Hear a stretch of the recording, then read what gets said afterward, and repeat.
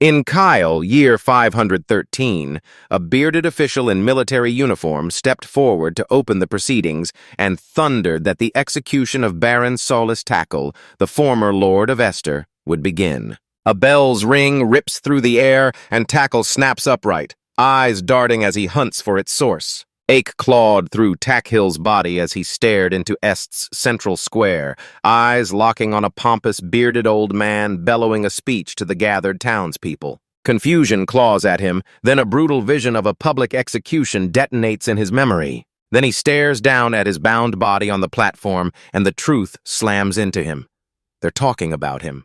A shadowed figure's nod seals the sight, and Tackle feels the air tighten like a rain of stones. He steels himself, knowing there's nothing to be done. He surveys his domain, lush, fertile land ruled by an exemplary lord, and knows every field is the hard-won result of the decade his father and mother poured into shaping and fiercely defending it. Everything fell apart just after he turned 10. The plague claimed his family and his chief retainer, a monstrous flood swallowed his world, and his brother, poised for greatness, was cut down in battle during the war. When the last catastrophe passed, only an ordinary person with no special gifts remained. Misery kept pounding. A merciless famine choked the land, then soldiers from the neighboring country poured across the border. Tackle felt their resentment like a hot brand. They spat incompetent and mocked him as a lord with no authority. He threw his life into the balance and tossed a handful of coins to secure his people's survival and the safety of their homes after the defeat. He prays they'll feel even the smallest flicker of ease now. He steels himself, ready at last to be reunited with everyone he lost. A voice barks the order to light the fire. They obey, and sparks explode as the flames roar to life. A voice suddenly cries, "Lord Tackle!" and the name slams into him.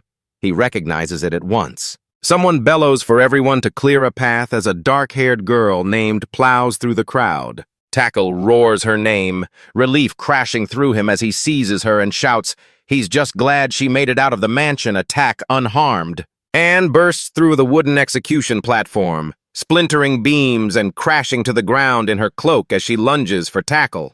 He bellowed her name and snapped, "No!" Tackle barks at Anne, eyes blazing. "Don't stay back, it's too dangerous!" Tears streaked down Anne's face as she, a maid of the Solus family, choked out thanks for him standing by her brother and sister. She opens her mouth to speak, but Tackle lunges in and cuts her off. Anne snaps that she already knows. Anne lunges, clamps a hand on Tackle's shoulder and snarls, "No matter what anyone says, you've always cherished your people."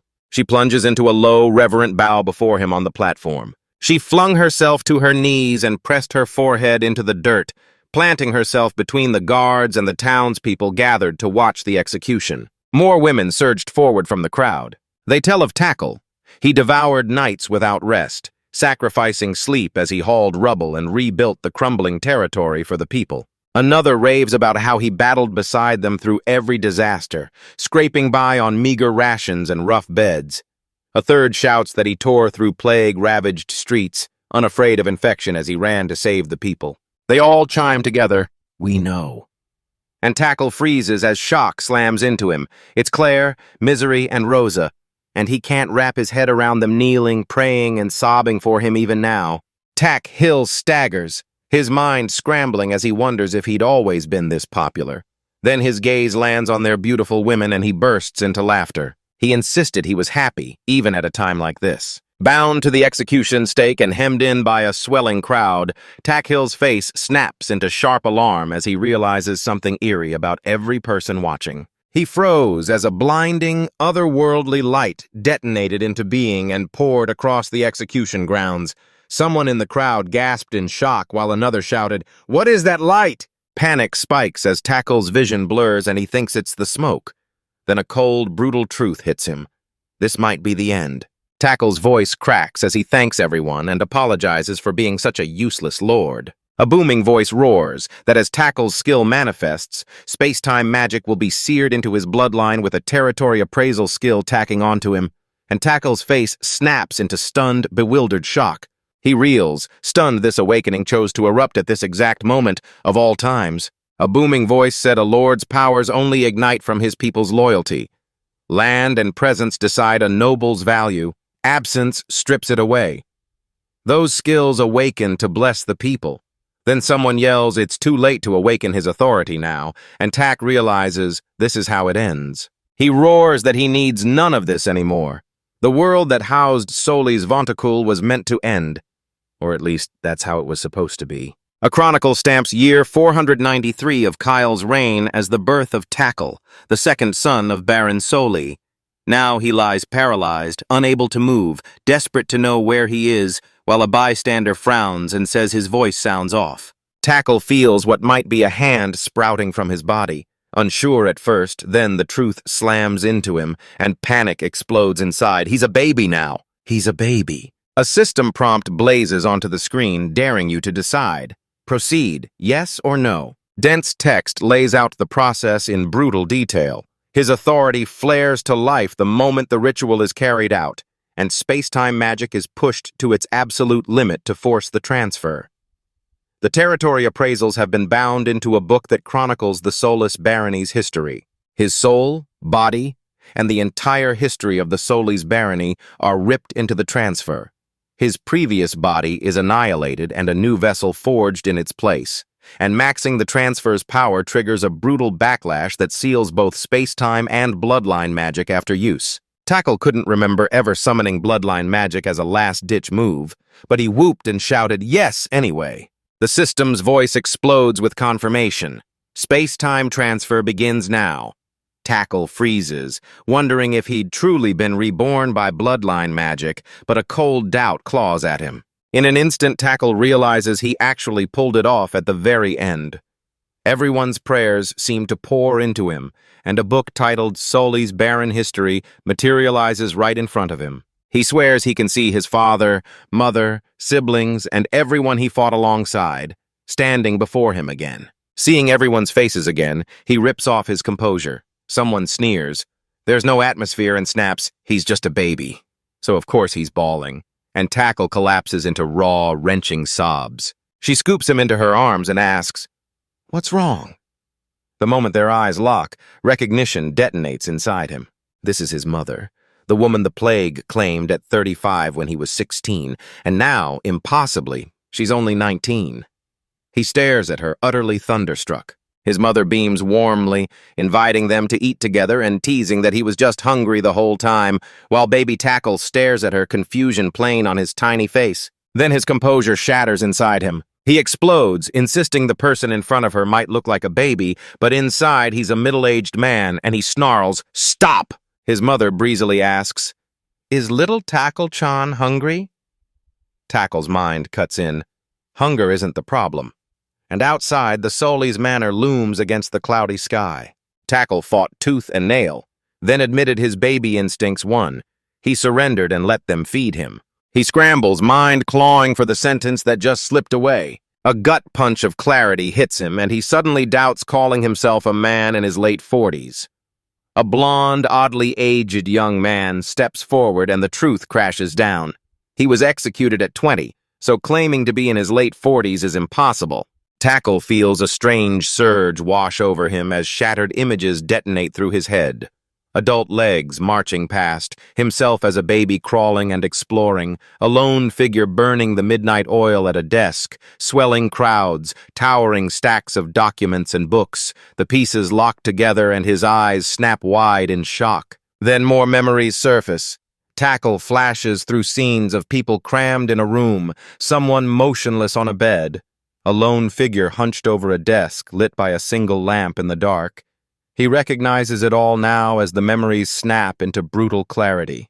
A desperate memory explodes, hands clawing, his anguished cry ripping through the air. Why did it have to happen when things were just about to start? He had finally thought everything was going smoothly, and he could put his wife at ease. Nishita, Takahiro's memories explode into the moment, and baby Tackle sits wide-eyed, staggered as the revelation rips through him. These are the memories from before he was born as Tackle. Baby Tackle's face contorts with worry and pain as Takahiro's mind snaps back to his wife's fate. If he's gone, the baby will have no one. The infant is alone now, tears carving tracks down his cheeks as the crushing truth slams into him, until a gentle hand descends and a soft voice whispers, "Don't cry, Takahiro-chan." Tackle's mind snaps to his mother the instant she fills the doorway. She bends over him, a gentle smile anchoring him as she murmurs, "Mommy's right here." Baby Tackle gazes up at her young face, barely older than a teenager. A hand descends to wipe the tears from Baby Tackle's cheeks, and a dark-haired man with a warm smile tells him he's ruining his handsome face. Tackle's breath catches. It's his father, Baron Solis, grinning down at him with unmistakable, genuine affection. Playful chaos explodes as someone bellows at Dalek to stop, and the gathered families swarm around Baby Tackle.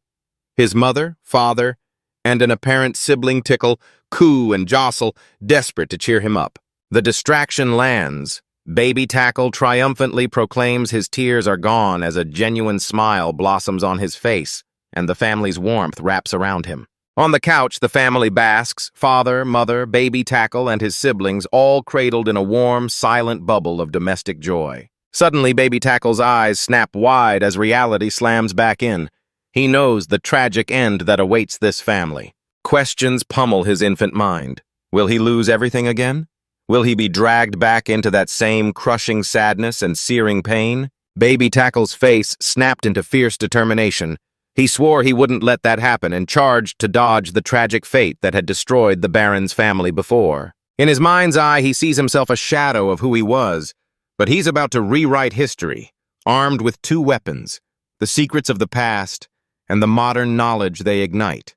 With them, he'll forge a new history in this world and save his family.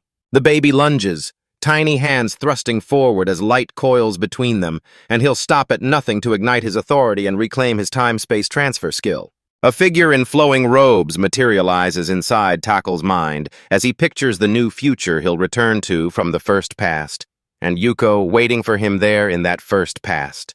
A memory explodes into focus. Hands at a dinner table, dishes spread like chapters of his life as Takahiro, and with his wife Yuko at his side, he'll forge a new future as Nishida Takahiro, too.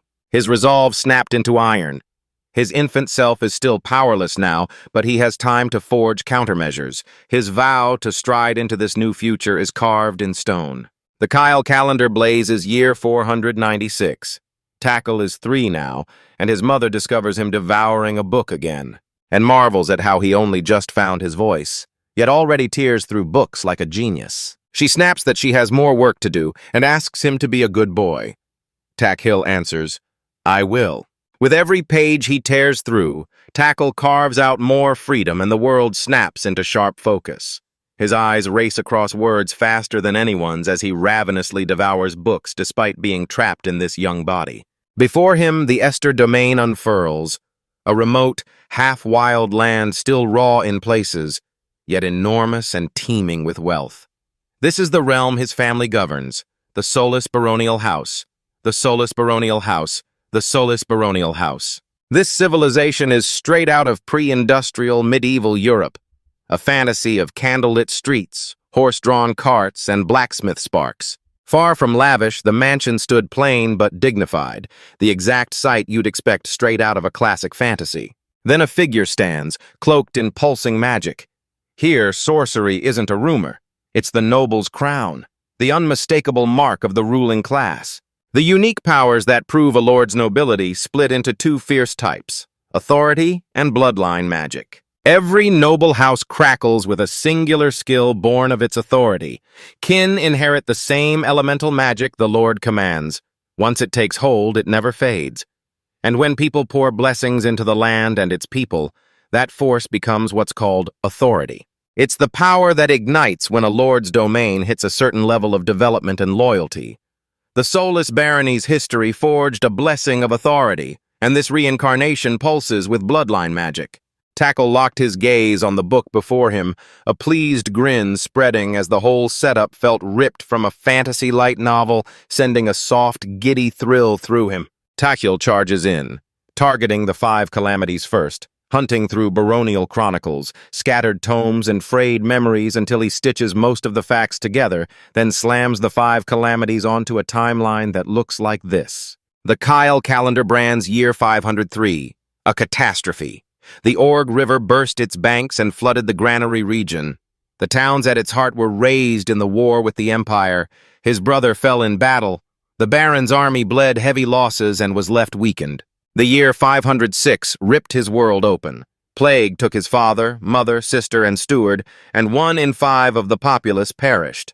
Year 509 exploded with a savage famine, plunging the territory into brutal hardship as another 20% of the people fled or starved to death. In 512, a colossal imperial host overran them, hauled their leaders to the gallows, and snuffed out the entire baronial line. Takil can only declare it a relentless cascade of catastrophes. Books exploded into the air as Takil hurled them, rage boiling in his chest as he roared, "What can I even do against the weather and enemies?" Ever since he was a baby, he'd every so often conk out with his head cradled in his hands, and each time his mother and the maids exploded into squeals, calling it Takil-chan's cute pose. The maids burst into squeals as Takil-sama, for the first time in ages, strikes that unbearably precious pose and melts every heart in the room. Crises explode everywhere.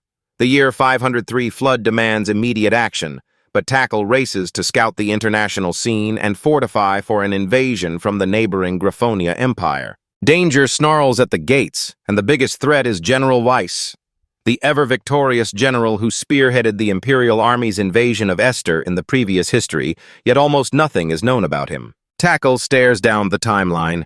Only 5 years left before the first calamity strikes, the Great Flood. There has to be a way. Takil clenches his tiny fist, determination igniting, and he'll make it happen. More than 2 years blasted by, and the Takil who once thought differently? That's gone.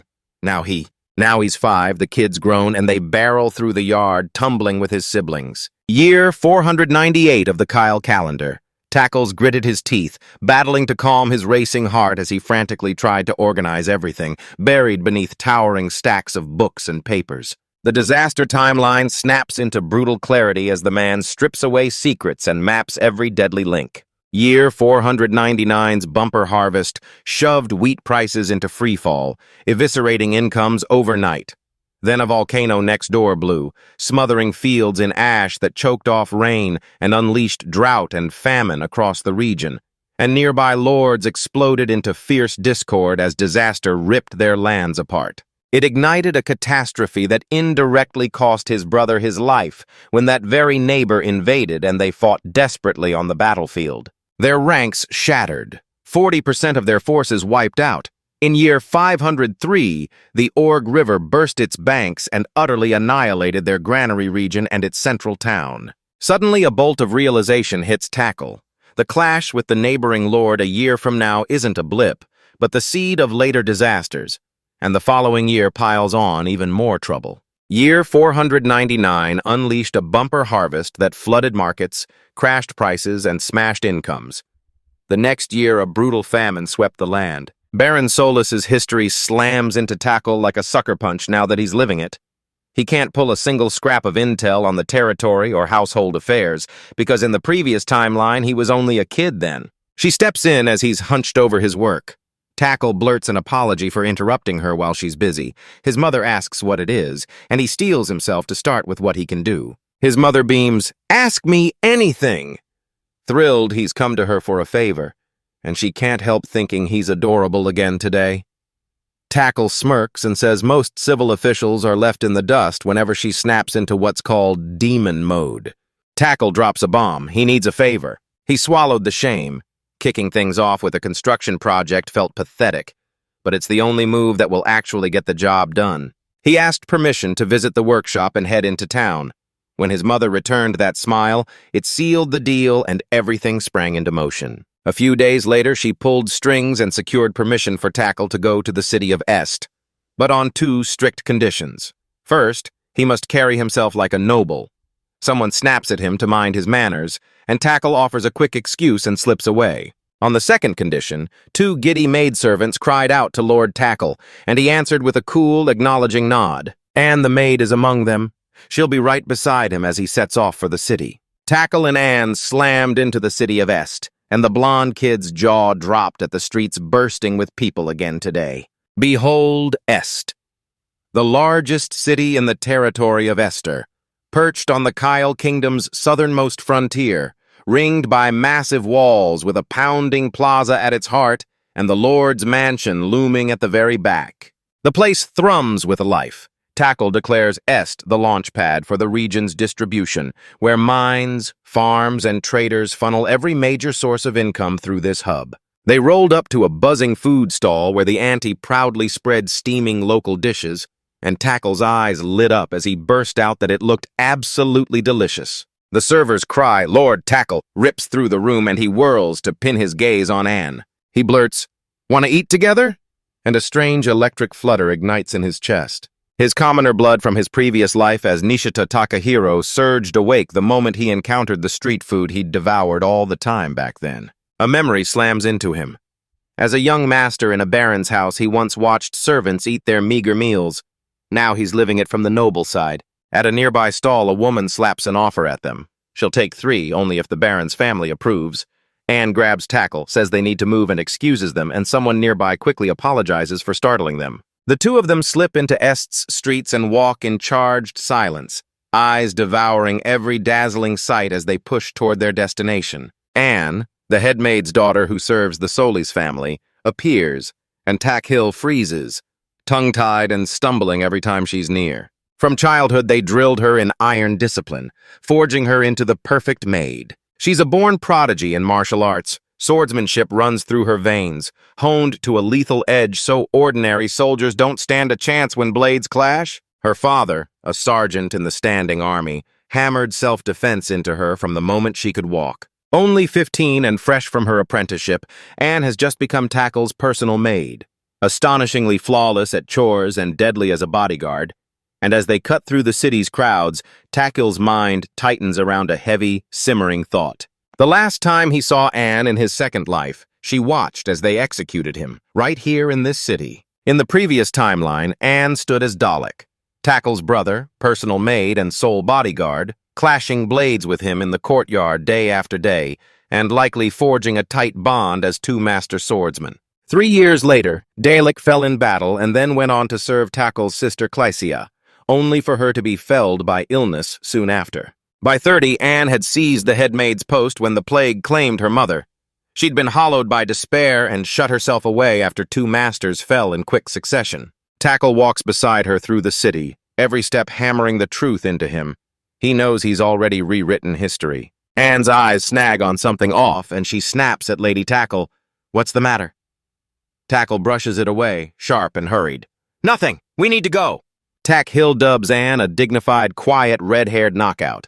He admits that when she first became his exclusive attendant, she despised him, because whenever he acted unworthy of a noble, she'd scold him with calm, venomous precision, but her scolding landed unlike any other. Anne's parents pile non-stop praise on Tackle, and he stifles a grimace, thinking that being praised to death actually hurts. Tackhill chokes out another apology, bearing his guilt and admitting flat out that it's his fault for not acting like a noble. He brazenly dubbed her Anne the Ice Woman all on his own. He trusts her, of course, but a knot of fear tightens whenever she's near. Across the workshop, Tackle clamps down on his antics, sure his parents expect Anne to keep him in line. They step into the workshop and are stopped by workshop chief Geld, a hulking, bearded powerhouse with his arms crossed, who barks that this is no place for a noble young master like Tackhill. Tackle barrels in grinning and declares, "I'm Tackle, the Baron's second son. I'm here to tour the workshop today," then laughs. "You probably think I'm just a noble brat playing around." They scowled at the situation, displeasure blazing across their face, while Geld let out a low, stern grunt. Tackle can't stop wondering, is Geld the kind of guy who gets bossed around by his wife behind closed doors at home? Anne tells Tackle lets him scour the room with hungry eyes. He can drink in every detail to his heart's content, so long as he doesn't disrupt their work. Tackle's shout explodes as they barrel into the workshop. Inside, Geld tears into a worker, fury blazing as he snarls how anyone could serve such shoddy work to a customer, orders it redone, and snaps, "How many times must I tell you?" Tackhill reaches for their attention, but the scolding just keeps roaring on. A voice leans in to Lord Tackle, warning the situation looks worrying. Geld snaps back instantly. "It's fine, really fine." Nostalgia clawed at him, but he brushed it off and snapped, "Never mind about that. Inside the workshop, Tackhill stands frozen as Gelt storms through, belting orders at the workers with volcanic fury, the place sliding into the same grim rhythm of the black company he'd known before. He's not thrilled, but the whole scene hits him with an ugly, familiar echo. The next day, the workers are buzzing, whispering over what kind of nobleman's son Tackle really is, while Geld watches, stunned that a kid his age shows no fear in the workshop's brutal air. Geld greets Tackle, jolted, snapping, "You here again?" Someone off to the side muttered they'd thought he'd be bored after one visit, but Tackhill brushed it off with a grin. "It's nothing." Tackle keeps calling the ice woman's name in his head, and as the scene unfolds, recognition hits.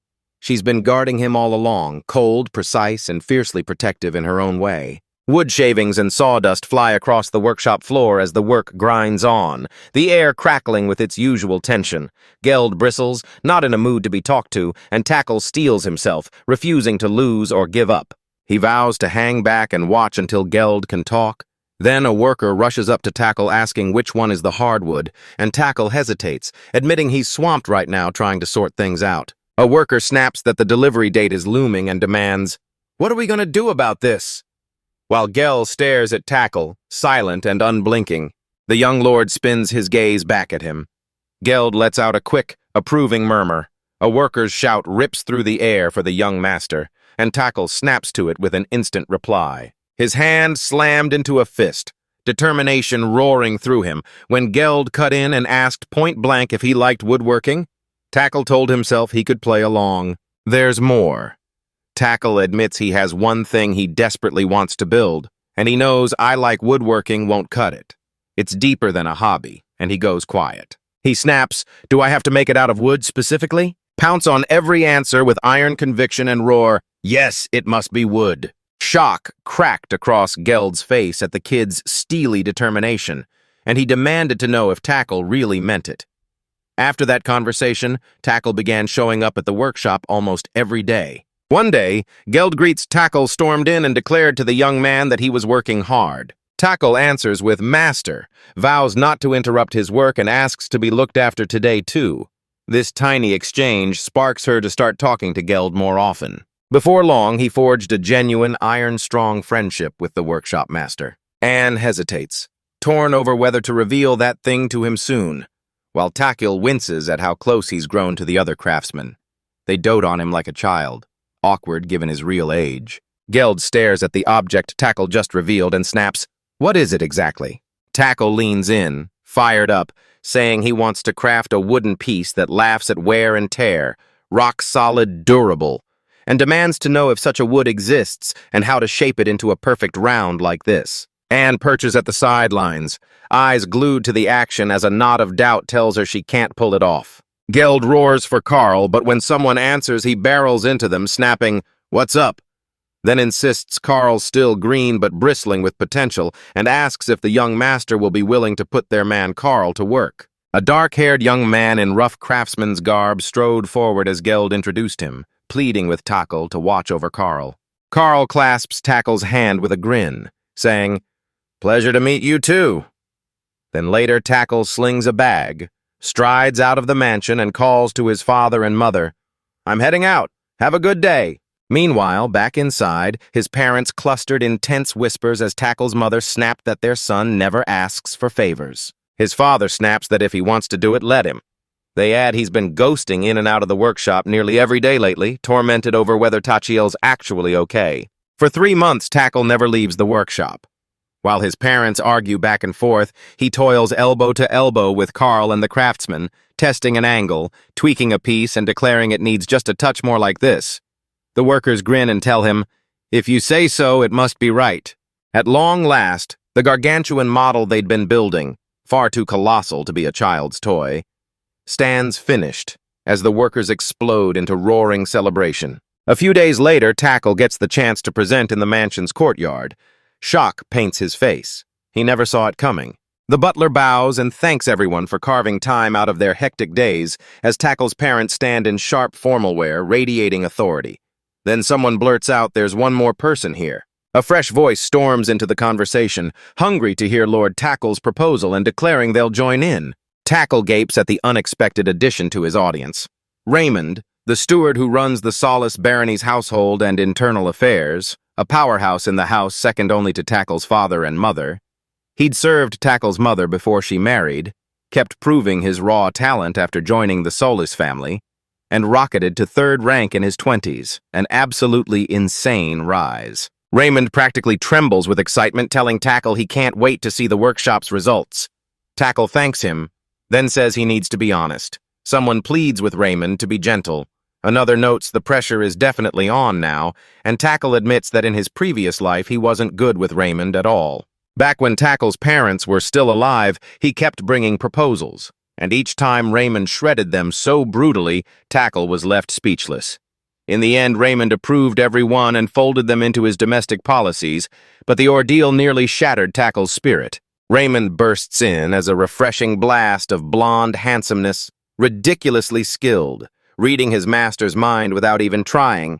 He's the ultimate super-competent steward, sports beauty marks that seal the deal, the maids fawn over him, and Tack Hill says he can't even remember being that popular in his day. Tackle squared his shoulders and vowed he was an adult on the inside now, no matter how young he looked.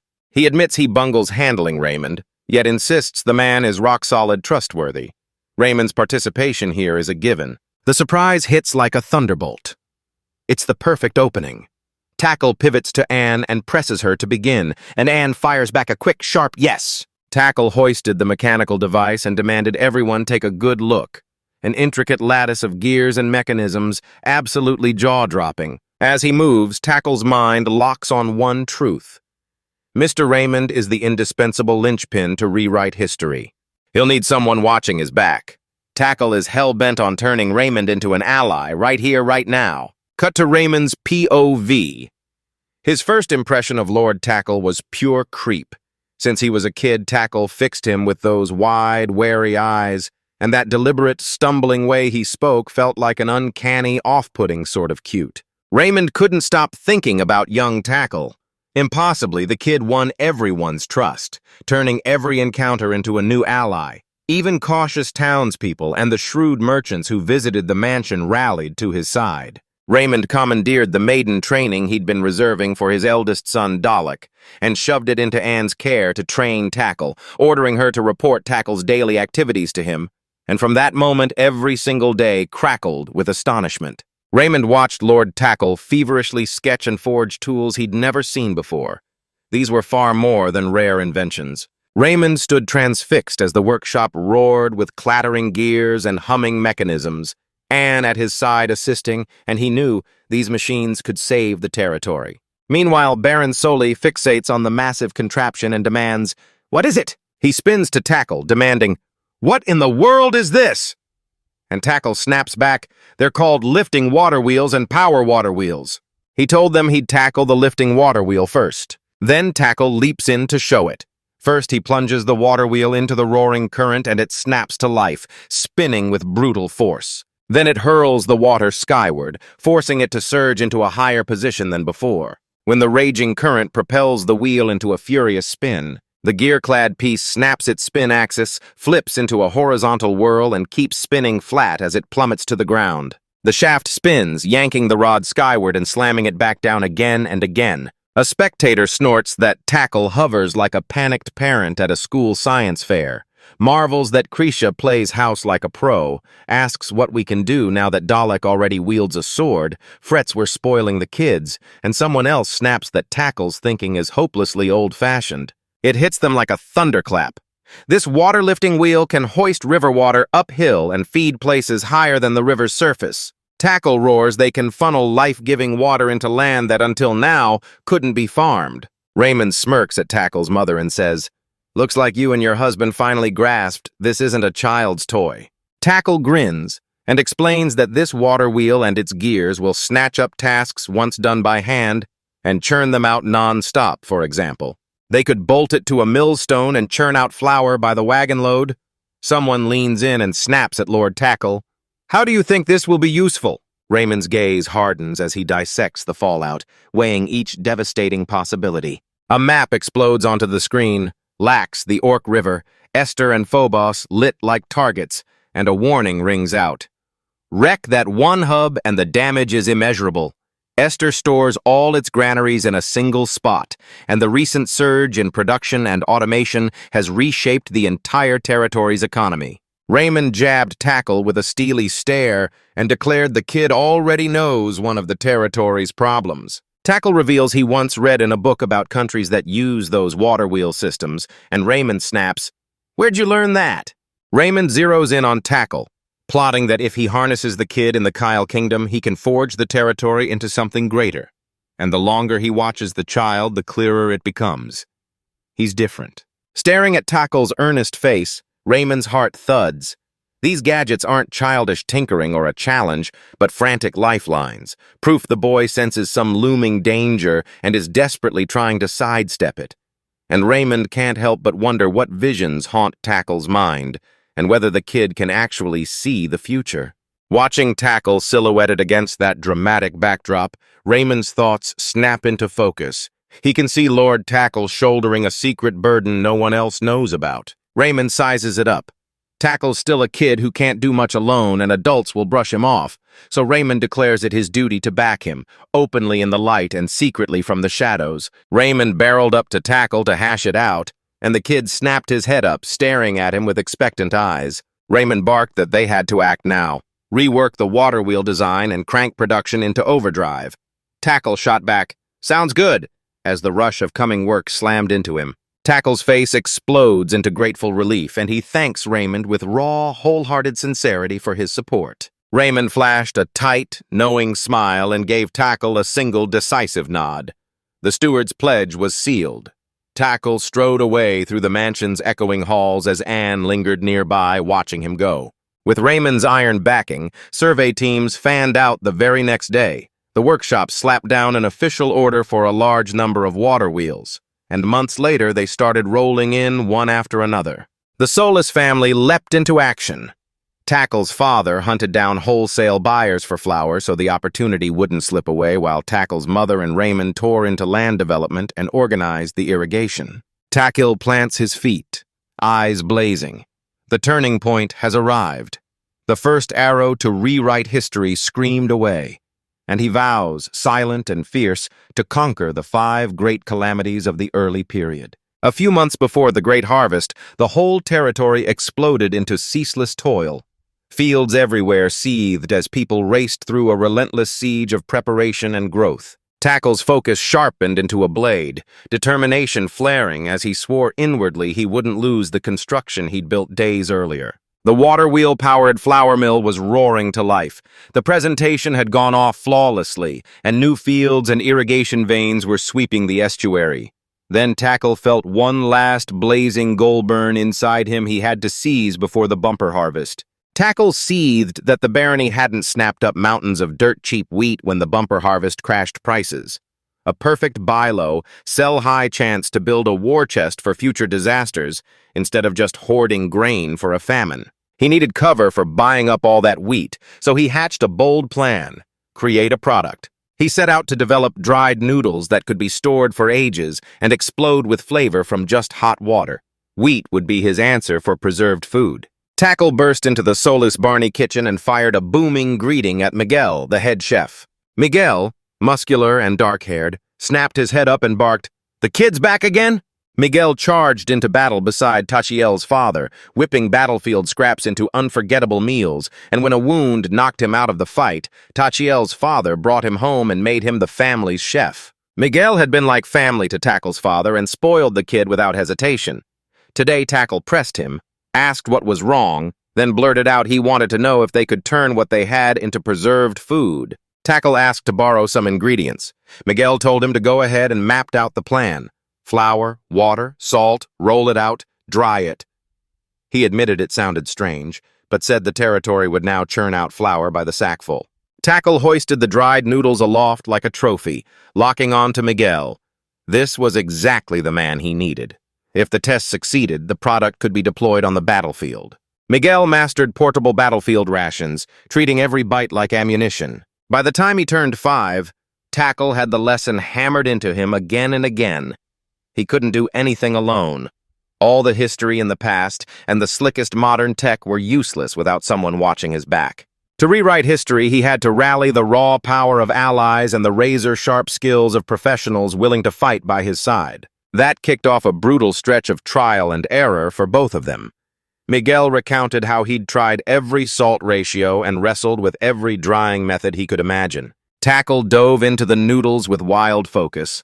His parents had made him promise not to waste food, so every leftover and ruined experiment from his tinkering was plated back at him, and young Tackle gagged his way through each bite. After several grueling weeks trapped in that relentless hardship, Tackle finally savored success and shouted, "It's good!" Tackle erupted with joy. He'd made it just in time for the big harvest and threw his arms around Miguel, thanking him for all the help. At the family dinner, Tackle brooded over the fights he'd fought to feed them. The landlocked Kyle kingdom starved of dashi ingredients, a world with no soy sauce or miso, the seasoning always missing. Then someone at the table called out that Clesia wanted a bite too. Tackle's mind snapped into focus. He needed one last irresistible hook to make his father pounce on it. Clarity slammed into Tackle. Bamboo could be the answer, and his eyes hardened with fierce resolve. When bamboo tubes pull double duty as both pantry and cooking pot, you've got the perfect hack. The birth of instant noodles in another world. Convinced monster territories would keep creeping outward, people started clear-cutting bamboo and hawking the stalks as building material, and bamboo? Left alone, it colonizes everything, spreading like wildfire. Green bamboo sprouted everywhere, ridiculously easy to harvest. And to the south of the Esther territory, a vast bamboo sea unfurled, marking the border with the demon realm where monsters prowled. Because bamboo got a bad rep, demand vanished and piles of it stacked up, so Tackle grabbed the surplus and started making cup noodles. He hollowed a cut bamboo tube and rammed in dried noodles, poured in water, tossed in Miguel's special seasoning, boiled it over the fire, then slurped the rich, flavorful soup and noodles as steam filled the air with an amazing aroma. Tackle beamed. It sounded like an omakuji fortune, until the noodles jammed and refused to budge. Miguel jumped in again, wrestled them free, and safely finished the cup noodles while humming in the kitchen. Tackle hoisted the bamboo noodle cup, certain his father would pounce, eyes wide as saucers. He christened it omikugi dried noodles, and could hawk it to his father as vital wartime logistics and disaster preparedness supplies. A sudden crash ripped through the silence. Tackle heard it as the bamboo cup toppled to the floor. He froze, disbelief burning in his chest as the impossible unfolded before his eyes. Tackle clocked that the damp green bamboo was the culprit. His face twisted in pure frustration. Dried bamboo would just incinerate, so he needed a cheap, easy-to-find alternative. And then he slumped, defeated. I prayed styrofoam hadn't vanished after that maddening mishap. Months slipped away, and then a booming year of harvest erupted, the very moment that marked the beginning of the 5 great calamities of the previous period. A title card slams onto the screen.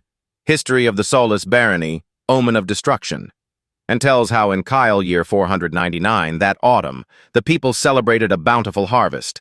But the excess curdled into catastrophe and joy twisted into bitter resentment as the promised year of blessings opened with black ash blown from a neighboring country across the skies of Esther.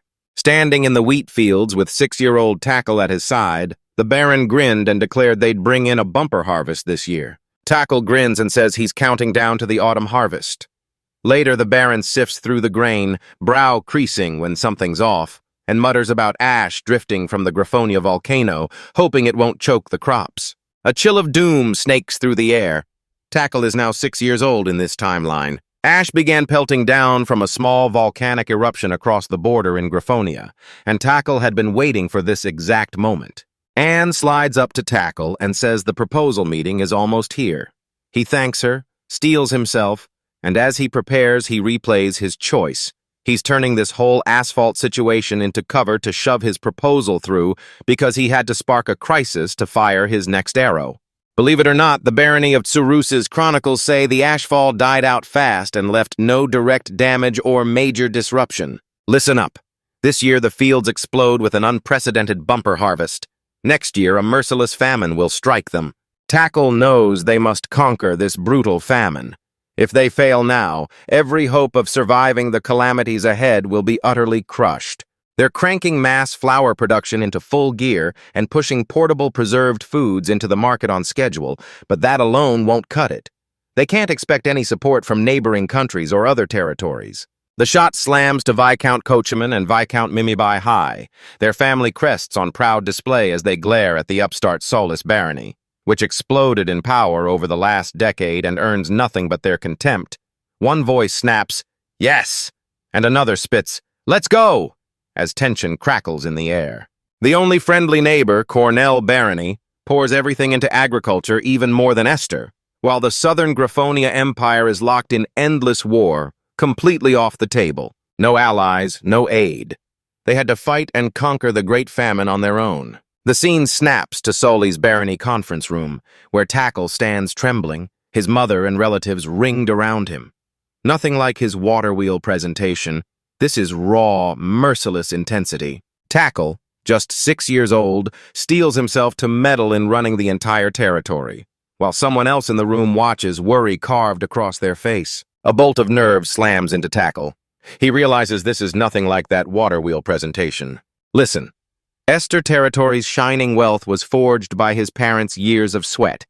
Once labeled an underdeveloped backwater with no real industry, and when his father first claimed the land, it was only a scatter of tiny towns and sleepy villages. Tackle's father tears open pocket dimensions and stuffs them with cargo that would fill several large trucks. And then there's Tackle's mother.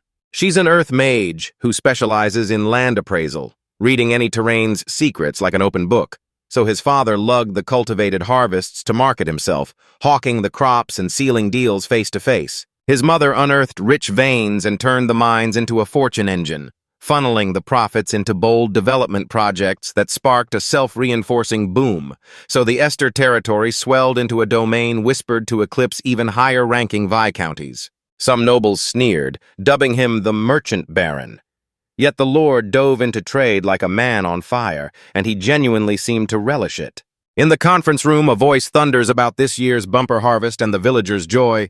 Raymond slaps Tackle's father on the shoulder and congratulates him, and Tackle watches, breath stuck in his throat, awed that his parents built this entire territory in a single generation and wondering if his proposal will be accepted. Farmers hand over a slice of their harvested grain as tax.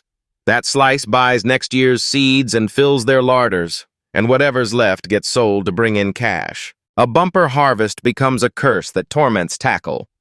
Taxes are fixed by land, not by yield, so when crops surge, the farmers cut balloons, and when harvests fail, it shrinks. For the Lord, the problem explodes. If the harvest is too bountiful, grain prices plummet, and the farmer's income crumbles. Someone erupts. A bumper harvest would be a godsend. Tackle storms forward, slams his proposal down, reveals what he's brought, and forces them to confront how a gargantuan harvest can spiral into catastrophe. Someone presses Tackle to spill his reasons and lay out the 3 points. Raymond declares this will let House Esther fortify itself and strike before the looming crisis. A bumper harvest hands them the perfect opening to launch the 3 measures Tackle is about to lay out. The Baron grants him an audience. He'll listen. Someone rolls their eyes at Tackle's babble, just as Tackle launches his first point: dried noodles. He urges draping dried noodles over parts of the stockpiles as armor against a looming food crisis, and with grain prices plummeting now, it's the perfect moment to start producing preserved foods. Development barrels forward, and they're even forging dried noodles tough enough for the battlefield. Takiel holds a document out to his mother. They're even weighing paying farmers hit by income drops to recruit them for this work. Tackle storms in, convinced everyone's already accounted for it, then rips the second point apart. They raised a jisu, a massive granary, to hoard grain against lean harvests and forged an entire system to keep it humming. He whips out a diagram laying out the plan. Farmers funnel surplus grain to the jisu, the barony buys it at the usual price, cutting supply to blunt price crashes and steady farmers' incomes, while the grain sits in reserve to be released only in emergencies. The farmers pocket the same income by handing over their surplus. The barony can command them to stow it in the jisu for free, and the baron is visibly thrilled by the scheme. Raymond jumps in to help. Tackle thanks him as he always does, and someone in the room smirks. Not bad. Noting this will win Tackle the Lord's gratitude and loyalty too. Tackle's expression snaps. He knows it's the real deal and charges into the third and final point. The Baron declares he's read several books warning tiny asphalt seeps are the red flag before a massive eruption. Tackle warns that a massive eruption just across the border would blanket fields in ash, decimate the harvest, and plunge the region into famine. The word famine lands like a punch. They freeze, eyes snapping wide as a choked gasp rips from their throat. Tackle urges them to snap up grain while it's cheap this year, a prime chance to both stockpile supplies and speculate for profit. The Baron stiffens with concern. Tackle concedes he can't be certain but warns it's very likely, and privately scoffs that the book story is a stretch. If he admitted he could see the future, they'd never believe him. This had gnawed at him for years, and this last-ditch gambit was the only way he could think to convince them. Tackle pressed on, demanding that, famine or not, they promote commercialization as one of their future industries. Tackle stands in the grand hall as shafts of light blaze down around him, and he roars for them to believe him. Suddenly his mother's voice rips through the air, calling his name. Tackle's mother barreled forward, crushed him into a tight, trembling embrace, and choked out, "You really are something," her voice thick with emotion. Realization hits Tackle like a punch. He screams for his mother, shock tearing through his voice. She sweeps him into a fierce hug, thanks him for caring so much about them, and tells him to leave what happens next to them. Tack. He'll chew through her words, then Baron solely. The police drop the news that his afternoon plans are changing. He fires back, they'll get to the bottom of it. Finally, the whole thing starts moving. Tackle finally knew he'd done one thing for his parents as he walked beside his father, a small figure dwarfed by the towering Baron, a relief he'd been carrying in the back of his mind for years. He fixates on the version of himself from the previous timeline who never lifted a finger. He either crumbled beneath the brilliance of his brother and parents, or froze, too terrified to even try. He kept fleeing, sprinting blind until the moment slammed shut and it was too late. Nishita Takahiro felt the same gut punch. After everything they'd given him, he couldn't repay them a single thing before they were separated forever. Tackle's heart reels as he remembers his past life as Nishida Takahiro, a humble Japanese salaryman who forged a joyful life with his beloved wife, their happiness unshaken by having no children. Bullied as a kid, he retreated into a nervous shell, obsessing over every glance and crumbling whenever he had to speak up. His colleagues swiped the fruits of his labor and crushed his promotion path, and before he knew it, he'd sunk into middle-aged neatdom, holed up at home devouring light novels every day. Yuko, his wife of 20 years, stepped out to work when they lost their breadwinner, shouldering the household while urging him, sure he could do amazing things, to seize a bigger opportunity than some half-hearted job, and he kept leaning on her. His wife collapsed from overwork and stress, the very battle he'd been fighting too, and when he finally clawed out of the coma and saw her haggard, racked with worry, he broke down sobbing and cursed himself for putting her through all of it. He snapped awake and threw himself into work, grabbing every odd job he could find. Slowly his pay steadied, and his wife's radiant smile came back. But even nearing 50, he kept driving himself mercilessly past his limits. This time he crumpled to the ground and never rose again, leaving his wife stranded for good. Nishita and Tackle were one and the same. Fear froze his feet. He kept fleeing every confrontation, and when he finally looked forward, it was already too late. This time it's different. Two people's regrets claw at him, and two people's dreamed futures throb inside his chest. He rewrites the past, fixing every wrong one by one until it's right this time. Autumn of Kyle, year 499, thundered in, and the fields braced for the coming harvest. In early autumn of Kyle calendar 499, the great harvest thundered in. The wheat here ripened a touch later than the Tackle-nose wheat from his past life, and the farmers roared at the sight of an unprecedented bumper crop. The celebrations crashed into a chorus of panic as voices trembled over tumbling market prices. Tackle's mother and Raymond struck first, decreeing a rush of new granaries that calmed the farmers. By then, granaries were being greenlit across the region, one after another. Maybe that plan had already been brewing. And Tackle grinned, thrilled they'd believed his every word and rushed to prepare. Finally, grain prices plunged like a tidal wave, exactly as written in the Baron's historical records. Tackle's mother and Raymond sprang into action, snapping up the domain farmers' grain at above-market prices, planting dry noodle mills beside the new water wheels across the lands. and putting income-hit farmers to work as mass production of processed and preserved foods roared to life. At first, Tackle just watched, but the instant the second asphalt dropped, he ignited. He saw a golden investment and declared, "My time has come." Since the market crash, he'd been tearing across towns, eyes blazing, and his siblings all noticed he was thriving. The real punch of spatial magic, spatial storage. Tackle even plotted to hawk processed rations to the knights of the royal capital. Behind the scenes, Tackle swept through the territories, snatching wheat at rock-bottom prices and erasing every trace of Baron Solis's name, while outwardly it looked like a market support buy-up. And Raymond watched. Certain Tackle's methods were flawless. Baron Solis, beaming and in high spirits, summoned Tackle to his office one day, and, as his father, promised that if their wheat and preserved food venture turned a profit, he'd hand Tackle 10% of the profits. Tackle's mother let out a startled cry, and Chibi Tackle spun into a joyous dance, hailing it as a blessing. Later, on a whim, Tackle reenacted a scene from his favorite light novel. His mother hit record, declared she'd got it on record, and Tackle burst with pure joy. His father recoiled, disgust etched across his face. Baron Soli convinced himself it was only natural for a lord and shrugged it off. Sure, it was fine because they turned into completely different people in public. Meanwhile, doubts buzzed through the crowd. Did this really have to fall to twin maids with short blue hair? Panic tore through the market as grain prices crashed everywhere, and the father clenched his jaw, wondering if any of this was truly okay. Tackle growled it was about staking their territory, so he'd keep sending them to circle the outskirts of the city, and someone breathed, "That sounds nice." Tackle's mother seized the moment. This was perfect for readying the third arrow, and Tackle felt his resolve snap shut like a drawn bowstring.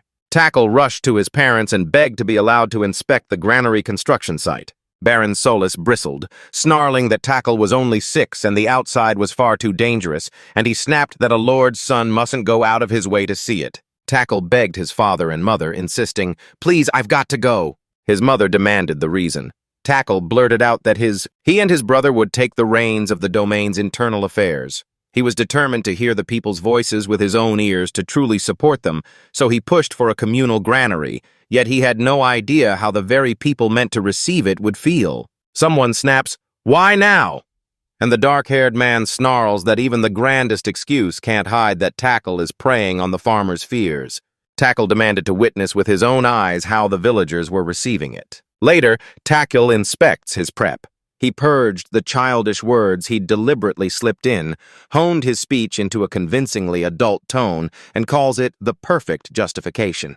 Then someone snaps, "Is that really all there is?" while they clutch their pain and battle it inside. He scrambles to find what he's missing, locks onto a strange smile on her face, and questions what kind of reaction that even is. She isn't flat out refusing, but something's off, and he wonders if his desperation is leaking through.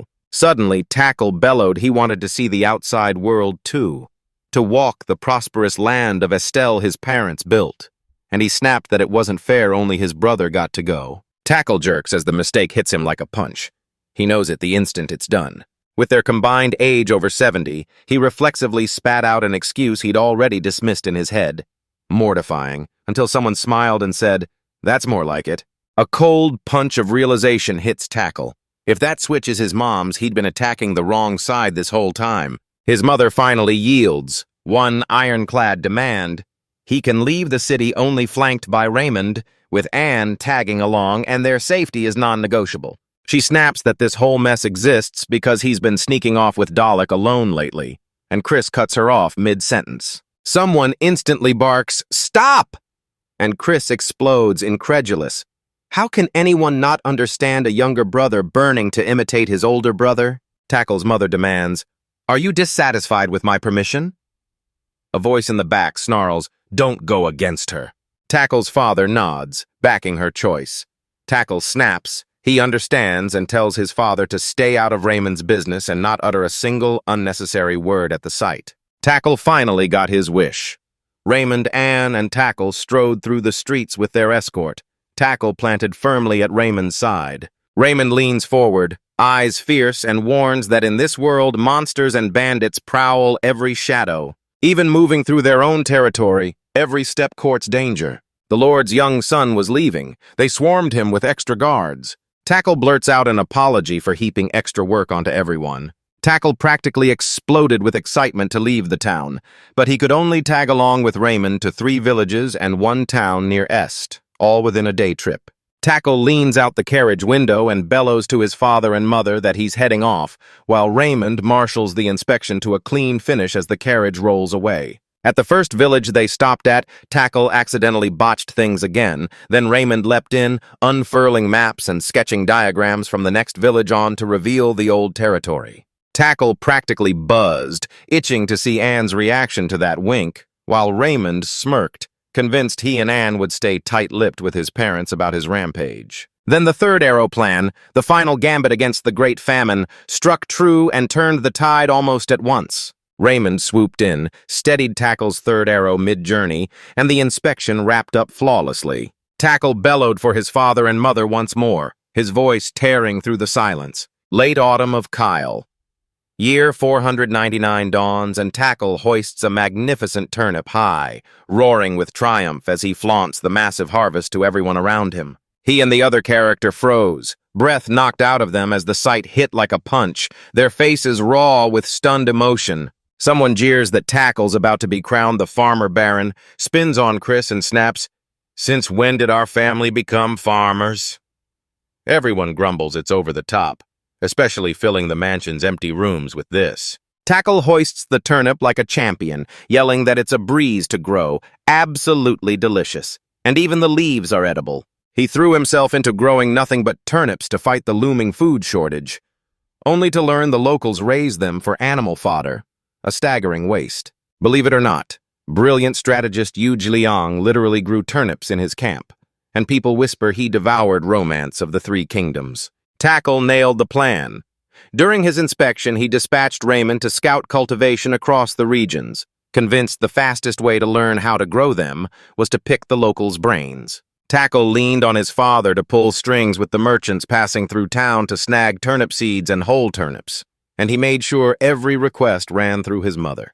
He roped Miguel into hunting down mouth-watering cooking methods and crafting recipes.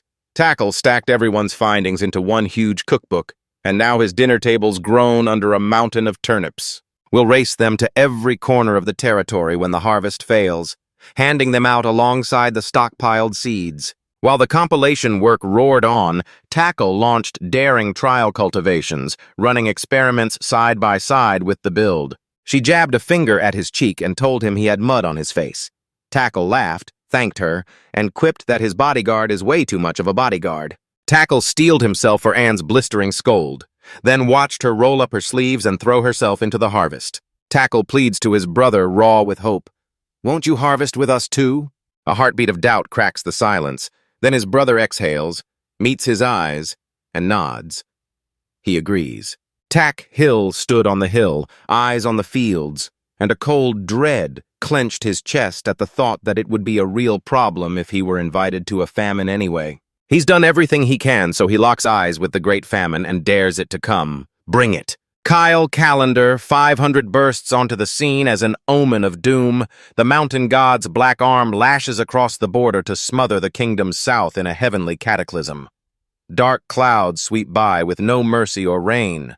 The land cracks and hardens. People grow gaunt and roam in desperate hunger, their hearts shattered, while the mountain god of Griffonia radiates pure, unbridled wrath. Spring, year 500 of the Kyle calendar. The city of Esther crackled to life. Young Tackle clutched his mother's sleeve, voice trembling as he pleaded, "Will the sky stay all black again today?" His mother confirms it, and panic gnaws at him. He fears it's asleep and the dark will last forever, but she soothes him, insisting everything is okay. She grabbed his hand and proclaimed the Lord's blessings would carry them and everyone through. And a month later, the cloud-choked sky tore open into a blazing blue. Sunlight finally bursts across the land and everyone cheers as green shoots rip through the parched earth, yet the rain still refuses to fall. Let this continue and the crops will wither. Panic claws back into every heart. But Tackle's mother already senses the faint, dangerous shift. She snapped into action, barking at her workers to set every water-lifting wheel spinning, heave the sluice gates wide, and pour every drop possible into the fields. He barked a reminder to nudge the sluice gate and siphon even a sliver of the diminished river into the irrigation channels. The workers sprang into action and dove into the task. She watches the operation like a hawk, pulse pounding, and knows this is exactly the omen of a poor harvest her child warned of. She feels the basin's desperate thirst and swears she won't let the river dry up completely. The mother trembles, imagining how life-saving their preparations were. Without the watermill and those emergency stockpiles, the child would have been ruined. At the same time, young Tackle summons Raymond and snaps an order to the steward to feed him every scrap of news from every quarter, no matter how tiny or unrelated. And Raymond bows, calls him Lord Chris, and confirms he understands. Tackhill snaps, "Do what needs doing, now." The mother's orders spread like wildfire, instantly executed in pockets across the territory. Farmers roar with relief where water at last rushes into their fields. The mother and Raymond unleash proclamations across the land through the executive branch. They slashed the tax burden and rerouted grain from the granaries.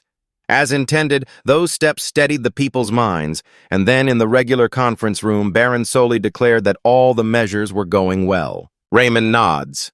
The farmers promise only a small tightening of their belts, and the Baron growls, they mustn't drop their guard while admitting the reserves still give them room to maneuver. Tackle eavesdrops on the conversation, and a fierce spark of hope surges.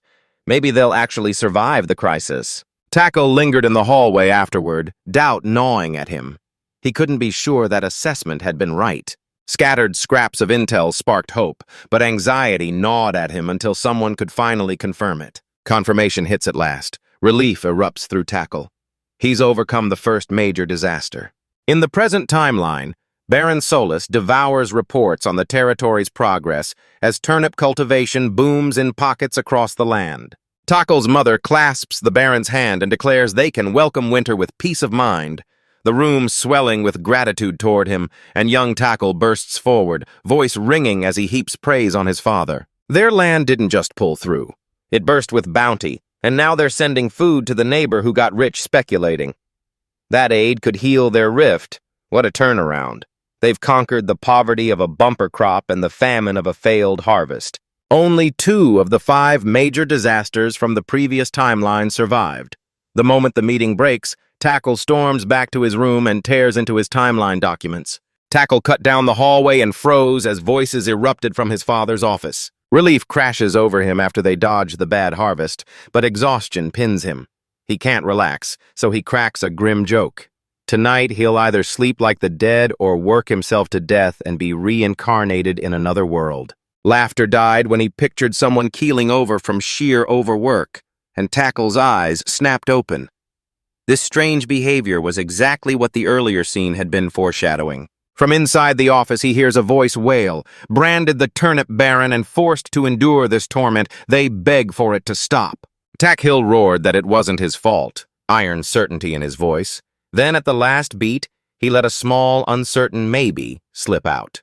In year 500 of the Kyle calendar, a lone survivor unearths Tackle he stands in a bizarre, contorted pose in his room as shock rips through him. The maid scoffs that the other maids aren't cute at all. Why would they even do that? While another voice snaps, asking what this whole diplomatic issue is about and whether he's just buried in his studies or what could possibly have him so worried. Tackles dove into stacks of documents and maps, hunting every clue about the turnip situation. Back in the previous timeline, a famine blasted grain prices through the roof, sparking clashes and shredding relations with neighboring territories. This time, their land is self-sufficient, so those fights never ignited. They even handed out free grain and offered to sell turnips to maintain good relations. Relations with Gorman Vi County to the west had soured. The Viscount's haughty steward flatly refused the offered turnips, and the Count thundered that exploiting a natural disaster to hoard food and profit by speculation was despicable and unworthy of a nobleman. A dark-haired figure scoffed, "Should a nobleman be reduced to eating animal feed?" The narrator notes Viscount Hyoremy in the East is trapped in the same scandal and being viciously talked about. The outcry then erupted as the Viscounts thundered that the upper class had nothing to do with the lower class's actions and even began howling about water rights during the drought. The document reads, Kyle, year 506, soulless family. A proud young light swordsman baited into an ally's snare, cut off and left utterly alone. Tackle is counting down 5 years until the day he first lost his family. His brother Dalek, a deadly swordsman who saved countless soldiers and fought like lightning, watched the light fall and never return, and the gap in power still wasn't enough to take his life. If only his allies hadn't stabbed him in the back. Hunger tore through the farming villages of the neighboring territories, bodies falling in the fields as destitute throngs flooded the cities, their cries of resentment echoing off every street. When winter slammed down in Kyle calendar year 501, the two families' food crisis froze into a brutal deadlock. Villagers deserted their farms and poured onto the roads, racing for the Esther territory. Chaos swirled, but Viscount Gorman's attitude didn't budge. Tackle's parents, and even Raymond, were at their wits' end.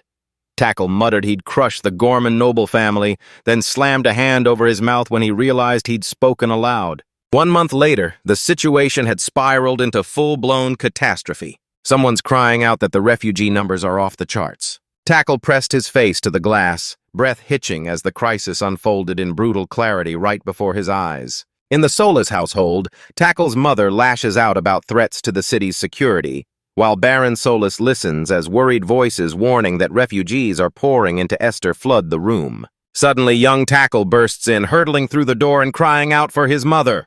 He proclaimed he had a proposal and insisted his father be summoned as well. Curiosity ignited in Baron Solis. He leaned forward, nodded, and beckoned them to present their request. Tackhill's mother leaps in, beaming and shouting, "We'll do it! Absolutely!" Later, Esther swells with refugees. Cloaked figures leaning on walking staffs drift through the streets while others collapse, sprawled and utterly spent on the ground. Neighboring territories are throwing open their gates to refugees, and Tackle realizes ripping up the past breeds new events that never existed before. The Viscounts feud and this refugee tidal wave drive that truth into his bones, and right now he hasn't the slightest clue what will hit next. An armored figure braces with an ornate blade. It's Captain Weiss. Tackle narrates he had no clue the worst flag was lurking right around the corner. Call me Solis Bountiful, the second son of the Solis family that rules Esther, the Kyle Kingdom's southernmost frontier, and I'm living my third life. In his first life, he was Japanese salaryman Nishida Takahiro, an obsessive neat freak who drove his wife Yuko mad, and when he finally pushed himself beyond his limits to make amends, he worked himself to death, leaving her behind.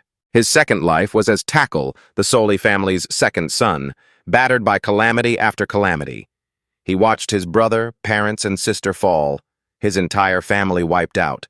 Then an invading army defeated him and executed him, or at least that's what was supposed to happen. At death's instant, the authority reserved for lords flared to life. Space-time magic ripped open reality, and in a heartbeat he was the infant Takil again. His third life had begun. He swore to rewrite the sorrow-stained past and become his family's unbreakable shield. He conjured space-time magic once more, plunging back into his first life as Nishita to carve out happiness for his beloved wife Yuko. Year 501 on the Kyle calendar. Taki turns 8 and erupts into cheers after crushing his daily assignments. Having lived as Nishita and Tackle, he wakes up and blitzes through every morning task. Noble education tops out at 15 and he already crushed that curriculum in a past life, so his third timeline blasts off strong. Someone fires, "Is Tackle heading out?" And another snaps back, "Yeah, he is," while a third voice jumps in, offering to go with him. Young Tackle steels himself to leave. Anne, clad in the uniform she stitched, springs forward and insists she'll fetch Lord Tackle's coat. Tackle brushes her off with a sharp wave and declares it's fine. The household staff surge around the young lord as he prepares to set off. Without warning, Tackle's siblings launch him into the air with teasing laughter, and his brother calls, "Going out again?" The narrator bellows the eldest's name, Solis von Dalek, 11 years old. Someone calls for their brother, and Dalek says the prodigy blitzed through his assignments in no time again today. Dalek snaps, "That's exactly what you said," accuses Tackle of being annoyingly perfect, and forces him to picture how that makes Dalek look. Tackle answers with a painfully awkward stammer, The narration snaps back to the past. Tackle worshipped her so fiercely he could never match her, and his confidence crumbled again and again, while she, already flashing insane sword talent at 13, thrown into her first battle at 14, and by 16 wielding a fame and charisma that made neighboring lands wary. Tears through the battlefield in savage, pulse-pounding combat. Someone snaps, "What's wrong?" spotting Tackle frozen with his eyes glued to their face, and Tackle's mind screams this future must be torn apart. If history holds, his brother dies in battle 5 years from now. The scene turns playful as someone teases that Tackle's hiding something again.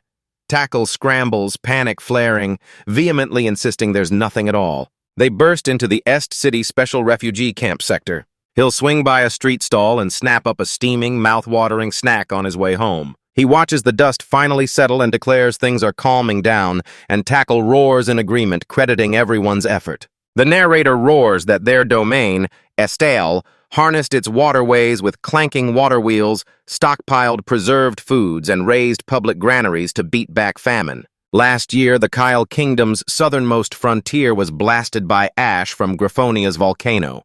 Then scorched by a merciless drought, Vi County, east and west, watched its crops collapse into ruin. A desperate tide of refugees with nowhere left to go flooded into the city of Est as well. Tackle realizes that if the city overflows with refugees, public order will crumble. Yet he can't turn his back on those who stagger in, starving and frozen. Refugees scattered across the city were pulled into a single safe quarter as Tackle, brandishing modern know-how, pitched the fourth measure, a refugee relief plan, and under Stuart Raymond's command, they carved out a city zone with makeshift housing and food distribution, where dried noodles vanished in seconds and steaming soups warmed every tired hand. Tackle grins and urges they swing by the reception office again today, and Anna nods, agreeing for now. At the refugee camp's registration office, staff marshal arriving refugees into neat lines while signs plastered everywhere declare, "Registration required for everyone. Clear?" The sunny blonde registration clerk sat at her desk, ready to process newcomers, turned to the next refugee in line and announced she'd fill out the register now, snapping, "Name, gender, age, former occupation, and any companions' names." She leans in and asks where they came from. The refugee says they're from a village east of Esther, and Claire scribbles furiously, recording every detail. Then Claire's voice snaps, "Registration complete." She shoved a registration tag into their palm, voice razor sharp. "This is your ticket to be placed in jobs, refugee camp work, food distribution, so don't lose it for anything." Another voice snaps at Tackle. "The tags are tracked by number. Refugees can't trade them with anyone. The refugee thanks them both." They jab at the battered bulletin board plastered with job postings and declare the camp even hires refugees as laborers to build and run it. The refugee offers a quick, grateful thank you and slips away. Claire, finished with the previous case, calls the next person up, urges them to swing by the consultation desk next door if anything comes up, and the newcomer thanks her. Moments later, someone gasps and points.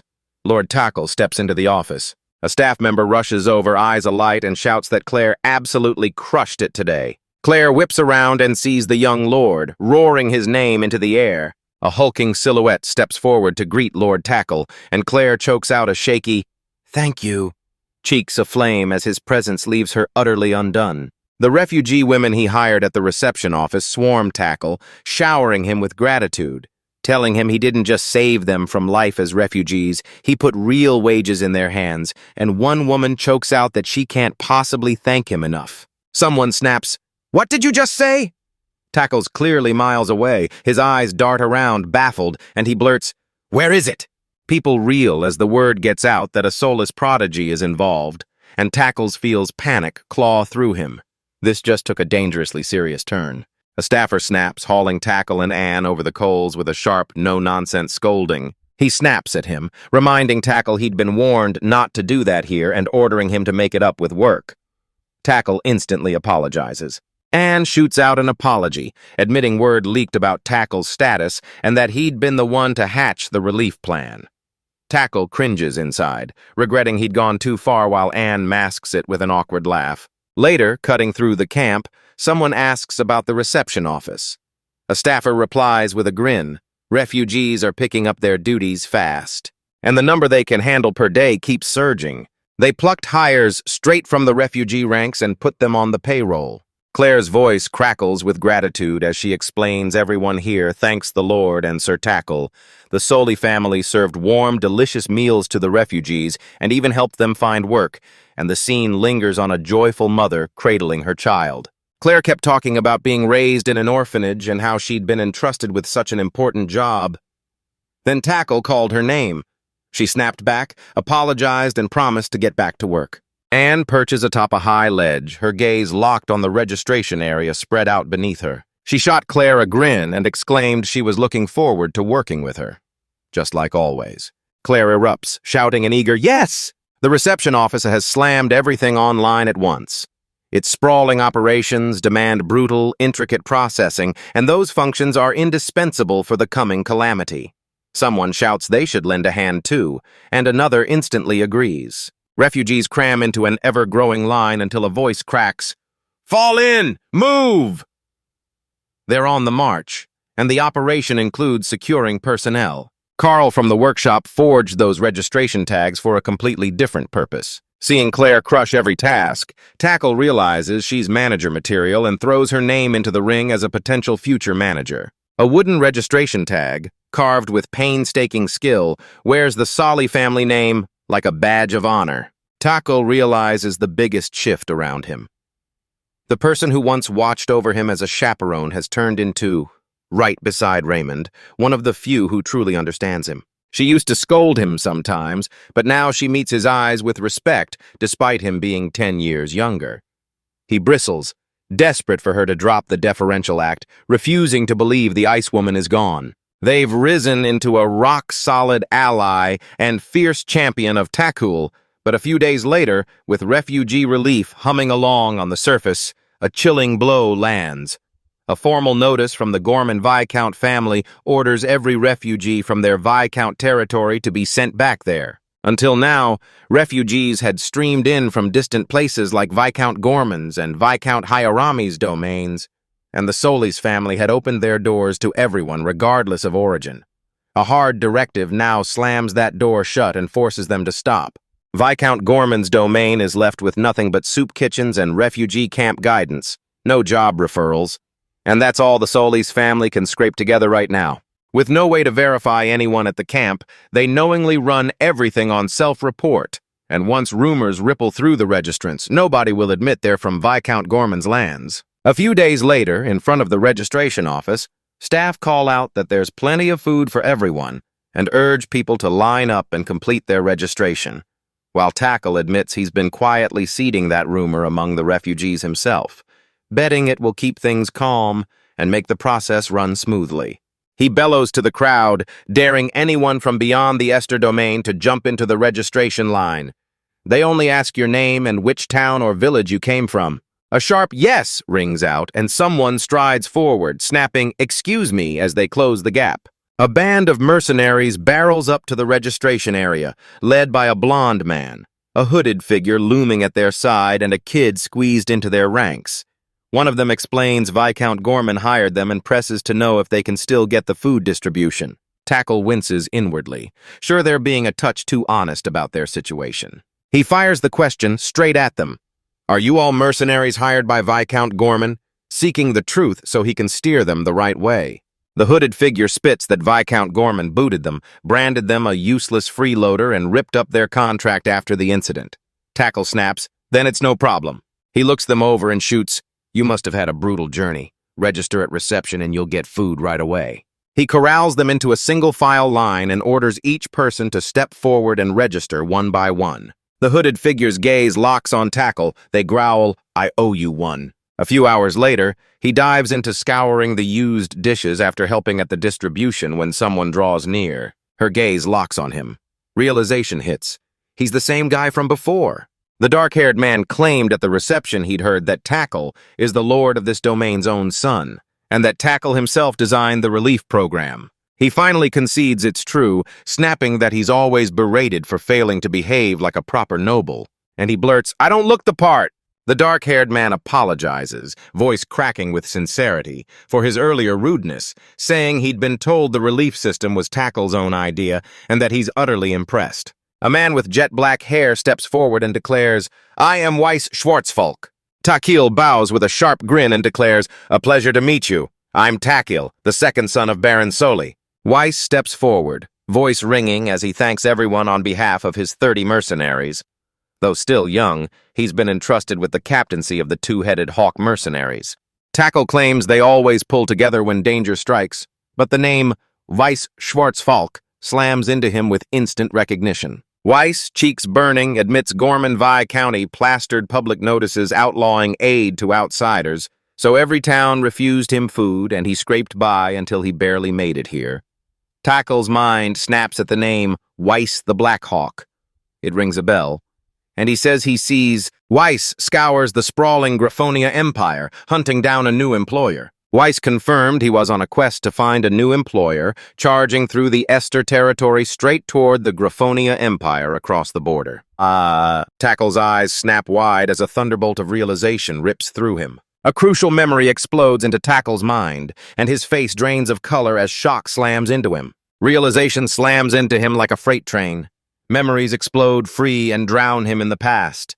This mercenary captain standing before him is Weiss, the Black Hawk of the Graphonia Empire, the man who will rise to command the Northern Expedition Army as the ever-victorious general, and 12 years from now will launch an invasion of the Kingdom of Kyle to occupy the Esther domain.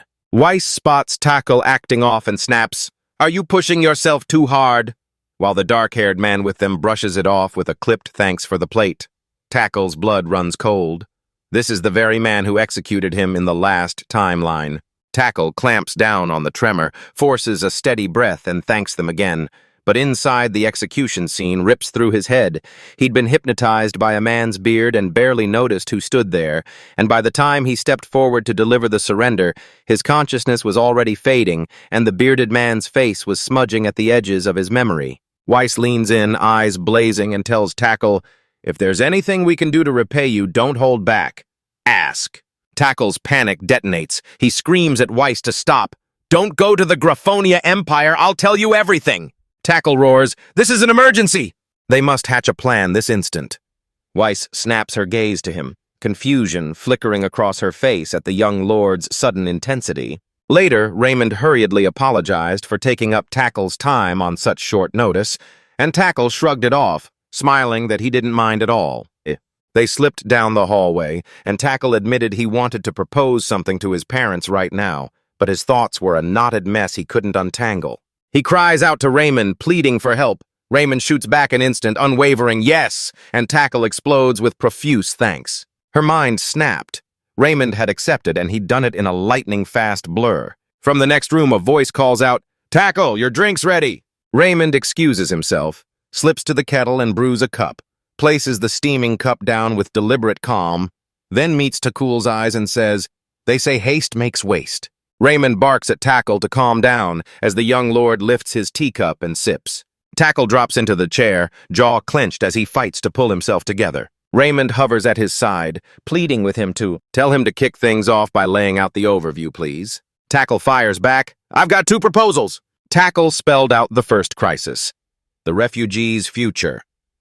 "We can't keep supporting this many people in their current state, so when the refugees turned to the Solis family for help, he urged they be taken in as new subjects to flip the mess into a productivity boom for the domain." Raymond leans in and hurls the question at Tackle.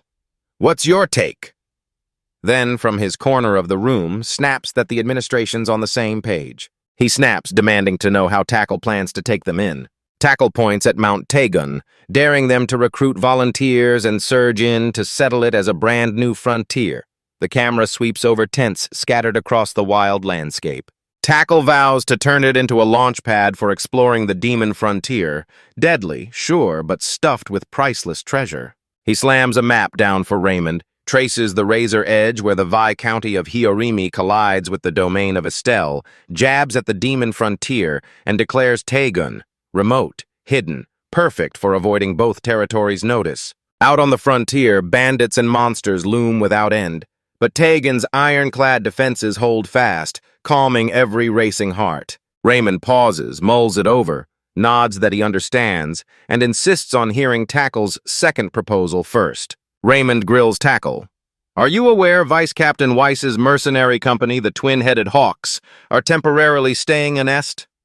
Tackle nods. I've heard as much. Tackle says he's crossed paths with them several times. Their captain is an absolute powerhouse, and every member is a battle-hardened elite.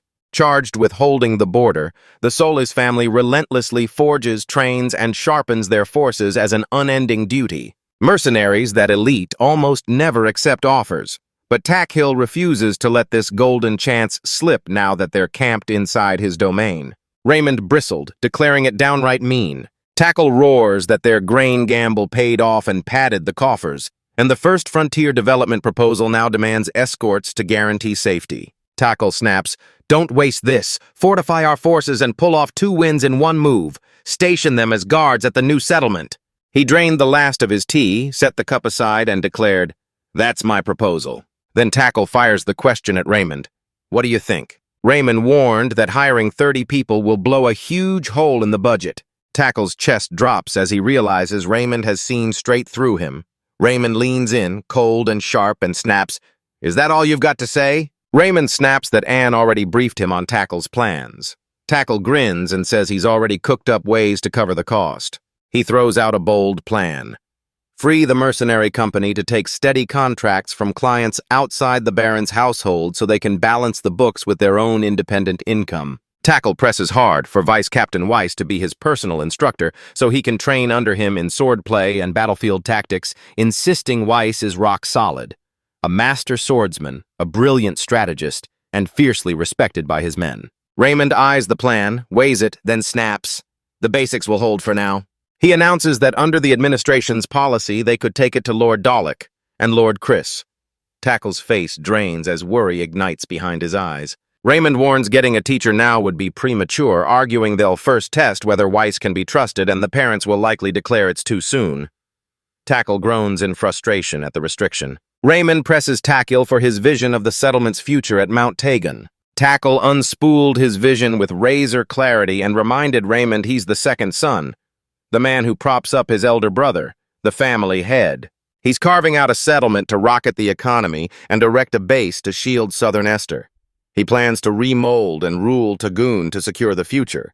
This ground is absolutely non-negotiable, the beating heart of his plan. Raymond grips Tackle's shoulder and snaps, I understand, leave the rest to me. The next day, in the regular meeting room, Tackle's father leans across from him, amusement dancing in his eyes as he says, Raymond told him everything and smirks that Tackle never stops stirring up fresh trouble. The father fixes Tackle with a hard stare and asks if he's still on board. If this frontier explodes, the barony won't be able to scrape together even 10% of the promised profits. He declares the barony still has a financial cushion and challenges Tackle. Does he really understand that this investment will dwarf everything they've spent before? The father snaps a warning. Pushing the Viscounts any farther would be asking for trouble. Tackle's mother leaps to his defense, roaring that without his ideas, their domain would have collapsed like the neighboring counties, and every hard-won gain came from his proposals. She snaps at her husband, voice like a whip. Dealing with the Viscounts is his duty as ruler, and Tackle has no part in it. The father opens his mouth and falters.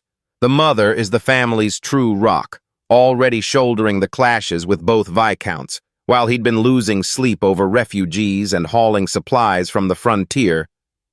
Then he finally lays down his decision. They nixed the request for a swordsmanship instructor, for now, and froze plans to govern the new frontier until Tackle turns 15. He defers the details to Raymond, telling Tackle to let the two of them sort it out together. Tackle nods, understanding clear and steady. Disappointment gnawed at him. He hadn't gotten the instructor approved yet, and then the father dropped another bombshell.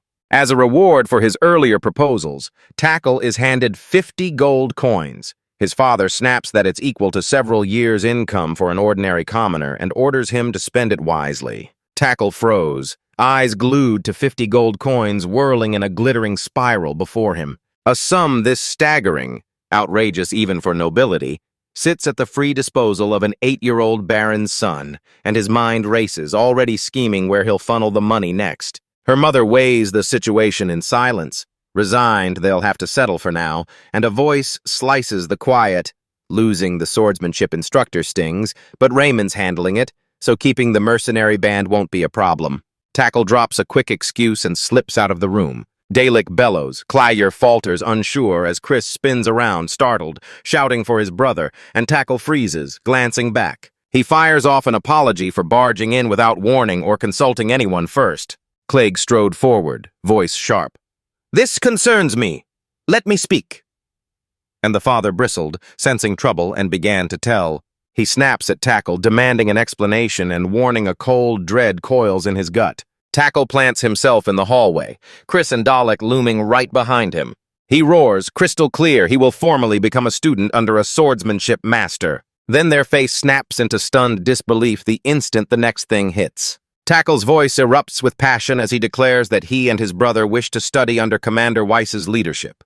He drops into a deep bow and pleads for permission. Chris staggers, jaw dropping as reinforcements surge in and rally to his cause. The Dalek reels, optics flickering, just as blindsided by the sudden turn. A father's voice slices out from the background, grilling them with questions as they insist on training under the mercenary band's leader, just the two of them. Chris planted his feet, determination blazing across his face. Dalek's eye blazed with iron resolve. In a smaller panel, his younger sibling snaps, "What's gotten into you all of a sudden?" While Clygia watches, concern tightening in her chest. The father snaps for them to continue, locks his gaze on Dalek, and demands he go on with his explanation. Chris grabs control and plunges straight into the anatomy of swordsmanship. 9 ranks everyone only vaguely knows where they sit in. And he slams up a pyramid diagram that crowns Sword God at the peak, then Sword Saint, Sword Demon, Sword Master, Sword Expert, Veteran, Swordsman, Training, and finally Unaware at the base. He slams down another diagram and rips the truth open. Inside the Esther domain, no one rises above a certain skill tier. Solace Barony swarms with veteran squad leaders, but real sword masters? Only 2 commander-class blades in the whole domain, and that doesn't even count their father. Chris hammers his case with ice-cold facts. Baron Solus's army wears a banner of valor, but only a handful truly master the sword. He turns to his father, asks if he's right, and his father gives a hard, confirming nod.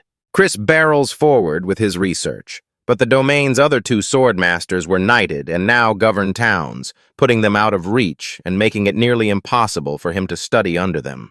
Clygia's eyes snapped wide at her brother's ruthless thoroughness as she blurted, "Did Chris investigate all of that on his own?" Chris presses on with his presentation about Dalek, his 11-year-old brother who carries a maturity beyond his years. Even as a kid, Dalek's sword skill matches full-grown adults, and after only recently starting serious training, he's already clawed his way to the 3rd lowest swordsman rank. Chris leans in, shouting that Dalek's growth didn't stop.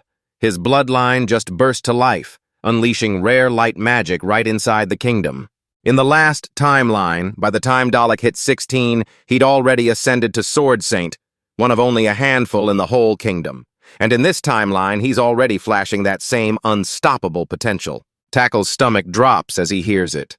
Dalek is aging about 3 years faster than he did in the last timeline, and Chris answers his father's worry with a single solemn nod. If Chris isn't satisfied with his training, his father slams a hand down and throws out a bold new plan. He can pull strings, line up backup, and send someone to jump in and help.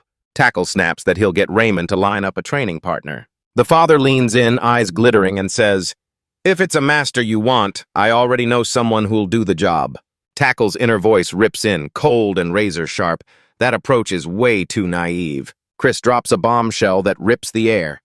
Sir Weiss's swordsmanship is at sword demon level. All 3 siblings freeze in stunned silence, and Chris slams the point home. Weiss is 1 rank above their father. Silence crashes down on the room as Tackle reels, his mind scrambling to digest his brother's words.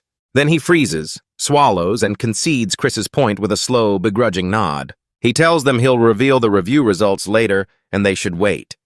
Chris and Clegg's faces flare into bright, excited grins. The father barks an order to investigate Weiss and his mercenary band. The proposal meeting collapses. Once they'd scraped together enough solid intel, they snagged the green light for Chris and Tackle to be schooled in swordplay by Weiss. if Weiss would even accept them. Tackle froze as the truth slammed into him. His brother's sudden, unexpected support had saved him, but relief flipped to alarm. What had powered Dalek's final explosive growth? Dalek confessed to Tackle later. Once he'd found his footing, he'd clawed through sleepless nights, pushing himself so his insanely talented little brother couldn't snatch his spot. A bolt of clarity struck Dalek. He realized those strange behaviors back then had all come from that. Chris's apology spills out. "I think I messed up again." But Dalek just shrugs and tells him it's fine. At the temporary mercenary training grounds on the outskirts of S City, Weiss slams the day's session closed. Dalek snaps a sharp salute and thanks him for the instruction. The text blares his name, Solis von Dalek, 11 years old. Nearly 3 months have ripped past since the brothers plunged into Weiss's training. When the session ends, Klasia beams and fires a warm, heartfelt thank you straight at Weiss. Chris staggers, drained to the bone, wondering where his brother pulls all that boundless energy from when someone snaps that he's being too slack. A voice slices the silence. Solis von Tagel, 8 years old. Chris fires off whether Dalek's already a master, and Dalek admits Weiss's training is merciless, a demon tutor. But he's soaked it up with pure dedication, and his talent is finally starting to bloom. He rattles off his relentless regimen. 3 sword sessions a week at the temporary drill grounds and 2 more in the courtyard of Baron Solis's manor. Their father gaped. Dalek had burst with power, leaving regular soldiers outmatched as he smashed past the swordsman rank and surged into warrior territory. Chris beams at his brother, declaring, "It's all because I have the best teacher." Meanwhile, Tackle steels himself, staring straight at his own mess. This kid's still a mere trainee, not even graduated. Wearing a level 2 soldier's rank, he should be chest-thumping about his swordsmanship among the other 8-year-olds. But his technique is laughably pathetic even beside them, and he slumps, dejected. Fire roared in him. He believed he should train under that same legendary master who had forged his brother. He wilted among the flowers, a hollow ache gnawing at his chest. Sword drills cut sharper by the day, and the pioneer squad snapped into formation, everything unfolding almost exactly as planned. Tackle lays out the development strategy like a battle plan. Even if the settlement starts small, they'll turn it into a proper town, first raising inns and shops to serve as a rear base for hunters shuttling into and out of the demon lands, and they've already dispatched investigators, including refugees hired for the task, to the Taigun frontier. Tackle beams. Asking Raymond first was the move. Everything's gone smoothly because Raymond's been calling the shots and steering the whole operation. Mercenary bands stream into the settlement, teaming with the vanguard to hammer out defenses and carve the town. And in 6 months, the construction corps will roll in, so next year they can launch full-scale colonization. Weiss is charged with duty at the frontier settlement under his lieutenant, shuttling between Est and the frontier to forge the brothers into fighters. Both sides agreed to annual renewals only with mutual consent, and Baron Soli's family binds the mercenary corps with a 2-year opening contract that then renews 1 year at a time. A voice bellows, "Tackle!" and he snaps back. A booming voice declares he's rested enough and dares them to a quick spar, and Tackhill snaps back with an eager, "I'm in!" During the training break, someone sneers that at this pace, Tackle will be stuck in training forever. Tackle shrugs and fires back, "They'll just brush me off anyway." Weiss urges him to take a little more of a breather and says, "You've got this." The encirclement of Weiss snapped shut without a hitch, and Tacky let out a massive, billowing sigh of relief. At last he zeroed in, forging ruthless countermeasures to crush the 5 remaining great calamities of the first term. Anne bursts in, shouting to Tackle that a package from the workshop has arrived. Tackle asks her to haul it up to his room, and Anne snaps, "Got it." At last, the package landed. The long-awaited masterpiece from Carl's workshop in the town of S. Tackle braces, heart pounding, convinced he can finally unleash the 5th arrow. Tackle roars that to smash the looming challenge. He's been forging this power since he was 5. Next year, as the protagonist turns 9, the border battle will ravage Baron Solis's army, shredding its ranks, gutting its power, and etching the clash as the 4th of the 5 great disasters of the old era. The panel unveils a finished bow and a quiver bristling with arrows. Tackle didn't build a normal bow. He forged one that could deliver strikes from beyond the enemy's reach, punch through the armor of the Empire's iron cavalry, and be simple enough for any soldier to use without advanced training. He threw himself into overhauling the world's bow materials side by side with Carl, a craftsman at the workshop. First, he laminated different woods into a single composite bow, then grafted in metal and monster materials, refining it into a synthetic weapon of monstrous range and savage power. A bystander cries that Gerudo-san is amazing as always, but the craftsman snaps to tackle that this bow won't obey ordinary hands. It demands monstrous strength to draw, so most soldiers couldn't use it. That's when Tackle unleashes his scrappy modern world know-how. He rips inspiration from the compound bow, invented in America in the 20th century, and rigs 4 pulleys together to slash strain while cranking the initial velocity sky high. The guy engineered a hybrid crossbow that marries the raw punch of a composite bow with the mechanical edge of a compound, then bolted it to a base, so firing becomes effortless and accuracy razor-sharp. 3 years have blasted past since Tackle first barged into the workshop, and the road since has been a relentless uphill grind. The workshop was slammed with water wheel orders, so he started hauling prototype models home to dissect for research. Remembering the clip Nishita had spotted online, Tackle locked himself away, relentlessly testing string positions and attachments and swapping pulley sizes and combinations over and over alone. The photo freezes his family together, and Tackle's heart explodes with a burning vow to protect them and their land. With Carl's craftsmanship finessing the final placement of every material and part, Tackle plunged every gold coin his father had given him the other day into finishing the project. If not for the fire burning in his chest propelling him onward, he'd have thrown in the towel long ago. At last, the prototype burst from the workshop, fully completed. The finished crossbow is showcased in razor detail, mechanical guts and mounted frame exposed, and Tackle stands with the completed weapon, every nerve coiled, ready to test what he's spent years developing. Tackle ordered 2 types of crossbows. The top-tier beast was fitted with a brutal composite bow and a pulley rig that sent bolts screaming like thunder. The budget model slashed costs by swapping in a composite bow stripped of its pulleys. Crossbows turned up in this world, but compared to ordinary bows, they either fired faster or proved awkward for their intended role, so armies barely used them. History's battle-scarred pages have exposed the crossbow's deadly strengths and crippling flaws. In the 100 Years' War, the longbow utterly outclassed the crossbow, and in Japan, the mastery of the yumi plus the arrival of firearms kept crossbows sidelined until they vanished from history. Bows crave razor-sharp skill and non-stop practice, and with Baron Solis's ranks packed with part-timers flipping between drills and the front lines, archery barely ever sees the field. With a crossbow, you lock your aim as the string pulls taut, pull the trigger, and the bolt screams away. Throughout development, Tackle kept the project's secrets sealed through Raymond, and Raymond snapped, "Leave it to me. It's locked down." Every last preparation clicks into place. The 5th arrow is primed and ready to fly. 2 days later, at the Mercenary Corps temporary training ground, someone hollered a bright, "Good morning, Tackle!" Weiss throws a graceful bow to the young master the moment Tackle crashes in, wrestling a mountain of luggage onto his shoulders. One of the group jabbed at the pile and asked, "What's with the luggage?" Anne snapped that if it were luggage, she'd have carried it for him. Weiss asks for Tackle's opinion, and Tackle fires back that he's actually got something he wants them to check out today. Weiss studies the crossbow like it's the final clue, every movement surgical, while someone fires a pointed question at him. Weiss's brow lifted at the strange crossbow. Tackle nodded, confessing he fused designs from different books into a prototype and then commissioned a craftsman to perfect it, and Weiss leveled a cold, skeptical stare at the weapon. Tackle reads that look and knows. Weiss has memorized every trick and trap of crossbows.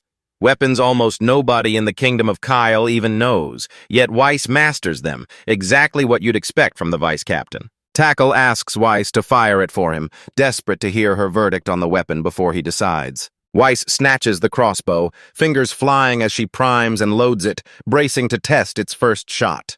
Across the training ground, a lone target waits in the distance. He plants his feet, shoulders the weapon, and steadies himself for the shot. Weiss slams the crossbow's trigger, and the bolt rips free, rocketing with brutal force straight at the target. Tackle and the others lean in, eyes locked, tracking the shot as it rips through the air. The bolt hammered into the target with bone-jarring force, and the onlookers gaped, stunned by the shot's brutal power. Weiss pauses, then snaps a bolt into the crossbow with veteran precision. his hands razor-quick and utterly deliberate as he tests every click of the mechanism. His gaze shoots up, excitement blazing. If Tackle scored another of these, Weiss would want it, and the mercenary corps would be lining up to arm themselves with them. Tackle chokes out an apology, admitting this is all they've managed so far. He wanted Weiss's impressions before he could propose it to his father. Weiss gaped. This weapon's power blew him away, and he told Tackle to tell his father he wanted one for himself, because it could rip through even the Iron Cavalry's armor and pierce the pride of the Graphonia Empire, when suddenly a voice from the back shouted Tackle's name. Klasia explodes, yelling it's not fair and demanding to shoot too, while Chris begs for a turn. A grudging nod lets them go first. The sibling whoops, snatches the crossbow, and Dalek hammers bolt after bolt into the target, practicing the same shot over and over with tireless intensity. Dalek keeps blasting, shouting he just needs a little more practice. Someone waves him on, and the shooting rattles on until Anne finally snaps and shuts it down. Dawn cracked over the soulless barren household courtyard as Tackle corralled his father, his mother, and Raymond, met their eyes, and thanked them for giving him their time. Then Tackle turns to Dalek, voice razor-sharp and formal, clutching the crossbow as he primes it for a demonstration. Episode 8 opens in Baron Soli's manor courtyard as Tackle stands poised, crossbow leveled and ready. He straightened, addressed his brother Dalek with steely formality, and declared to them he would now unveil exactly what the weapon could do. 2. Tackle slams the crossbow's trigger, sending a bolt shrieking straight for its target. The bolt rocketed forward, slamming into the target with brutal, unstoppable force. A thunderous explosion rips the air, hurling Dalek and the others into stunned, open-mouthed shock at the weapon's sheer power. Tackle explodes into a wild celebration after smashing a dead-center hit, while the others stand motionless, jaws slack, utterly stunned by what they just saw. Dalek locks onto the strange weapon, his mind racing to parse its alien contours and the raw, terrifying power humming from it. A prick of suspicion flares. Could this knowledge have come from Tackle's books? Tackle grins and says the parts were ripped from books, so he slapped them together into a bow to see if they'd hold. After a test shot yesterday and a quick opinion from Vice Captain Weiss, the mercenary swore it could even bring down the Graphonia Empire's Iron Cavalry. Suddenly someone barked, "Takula, fool!" And the dark-haired figure berated him, insisting he should have reported such an important matter to his father first. Takula slumped and admitted he'd been scolded. Raymond shoots him a quick, knowing nod and says, "I understand." Then Tackle declares that with this crossbow, even the weak, inexperienced soldiers from their domain can hold their own. A voice rips through the silence, shouting, "Lord Tachir!" Baron Solis leaned in and shot, "What do you think of the crossbow?" He scoffs that, compared to bows, crossbows fire at a crawl. That sluggish rate of fire is exactly why they're so undervalued. A war looms in a year, so they must plan. Tackle and another figure slam down a bold proposal, urging they begin their move now. Seated at the strategy meeting are Weiss, Tackle, and Klasia. Tackle erupts, proposing they crank his new crossbow into mass production and arm the entire army at once. The Empire's Iron Cavalry is their deadliest threat. Right now, they have no defense against those coordinated mass charges, and waves of attackers are steamrolling through their lines. Tackle roars that the archer's arrows just glance off the cavalry's armor. Yet this new weapon tears through iron, and he can fire it himself. Their fighting force numbers just under 400 soldiers, arm every single one with a crossbow, and they'd flip the entire war on its head. They shroud the mechanism in secrecy to keep their edge for now. Weiss studies that move, weighing the consequences like a general sizing up a battlefield. He nods, acknowledging its ideal. Then Tackle cuts in. They won't just mass-produce the new weapon. They'll expand the ranks who can wield it, and he asks Weiss what would happen if 1/10 of their subjects could use it. This is where the 6th arrow proves its worth. Tackle snaps that he's not exaggerating or dreaming. They're about to add nearly 800 new archers. First up, in the opening stage, they aim to erect a shooting range and outfit people with standard crossbows. Townsfolk will swarm the firing line for fun while Tackle runs the whole show and stocks the prizes. The range stays open for soldier drills and for anyone in town to shoot for free anytime. Meanwhile, someone smirks at Weiss and Klaya and asks, "Aren't you hooked by Takyur's proposal? Villagers will grind their skills down to a razor edge just for the rewards." Tackle bellows that as they mess around their skills will sharpen on their own and, boom, they'll snatch elite archers without even trying. Weiss bristles, unconvinced the villagers will actually go along with it. Klasia flashes a cool, unreadable smile at the proposal, completely unfazed. Klasia beamed that she tried it for the first time just yesterday and had an absolute blast, and she's convinced that once Tackle unveils his next proposal, every worry will vanish. A lone voice snaps agreement with her assessment as Tackle strides in and brandishes the sixth arrow of his plan. He thrust his presentation board forward and unveiled his Stage 1 plan. They'll assign points to each target, top scorers snatch the prizes, and those rewards will ignite fierce participation. Tackle presses on, unveiling his tournament structure. Stage 2 will host monthly competitions and one massive annual tournament so participants can test their skills. Stage 3 will award solid prize money to top finishers to boost turnout. Meanwhile, the stand-in swears she can't afford to lose as Lord Tackle's guard, and Dalek thunders he'll take the annual championship. Stage 4 erupts into a gambling frenzy over the yearly champion. Correct guesses score payouts, the organizers act as the house and skim a small commission to cover costs like prizes and rewards, and the stand-ins catch Kreese laying down a bet while Darren fumes over his busted prediction. Tackle presses his father for a verdict. The plan will ignite the tournaments, swell both competitors and bettors, and they'll forge the system into a rambunctious town-wide festival everyone can join. Tackle declares that soon this tournament will be the Solis family's signature, a spectacle that forges citizens into a fighting force fueled by entertainment and profit. Baron Solis declares it's a brilliant idea. Watching the meeting, Raymond sees the merchant baron seethe. Once this is recognized as a specialty, other domains will pounce and peg a minimum entry fee. Meanwhile, Tackle fires a quick note back, answering Raymond's question. Crossbows may fire far slower than bows, but he insists every fight comes down to how they're wielded. Tackle snarls and cites the three-stage gun volley Oda Nobunaga unleashed at Nagashino. Each burst sends fewer arrows at once, but those relentless layered volleys still crush the ordinary archers they've been using until now. They rotate every 2 shots and the fire rate doubles. 3 shifts and it triples, soldiers peeling back down the line after each shot. They can blunt the Iron Cavalry's charge, and someone reels as the realization slams into them. He keeps insisting his swordsmanship is flawless, but admits he's hopeless with a bow, and the other snaps back that even an ordinary man, after a single day of practice, can fire an arrow hard enough to pierce a target at that distance. Someone bursts out, "Can you imagine if every soldier in the Baron's army could shoot like that?" Then Tack Hill drops a bomb. He still hasn't told Ice about this. Raymond's eyes snap with recognition. He nods, understanding igniting like a lightning strike. They lock eyes, a conspiratorial spark igniting as they vow to bury this discovery from Clygia, for now. Meanwhile, Baron Solis smirks, "I brought you here," and Raymond snaps, "Exactly." She winced at the looming expenses. Then, bam!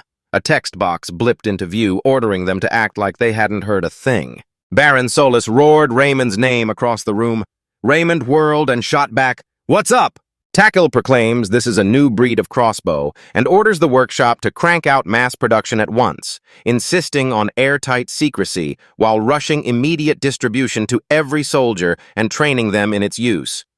Baron Solis nods in understanding, then orders construction to continue on the shooting range and commands a campaign to arm and train the entire population with pulley-free crossbows. In the split panels below, Baron Solis snarls at Clygia to make absolutely sure no information leaks out, and when it comes to deploying each weapon on the battlefield, he leaves every scrap of research to Dalek. Takiel slams his palm down and hands Clygia the reins to recruit reception staff and run the tournament, then snaps at an aide to finalize the shooting range operations and voting system details and submit them.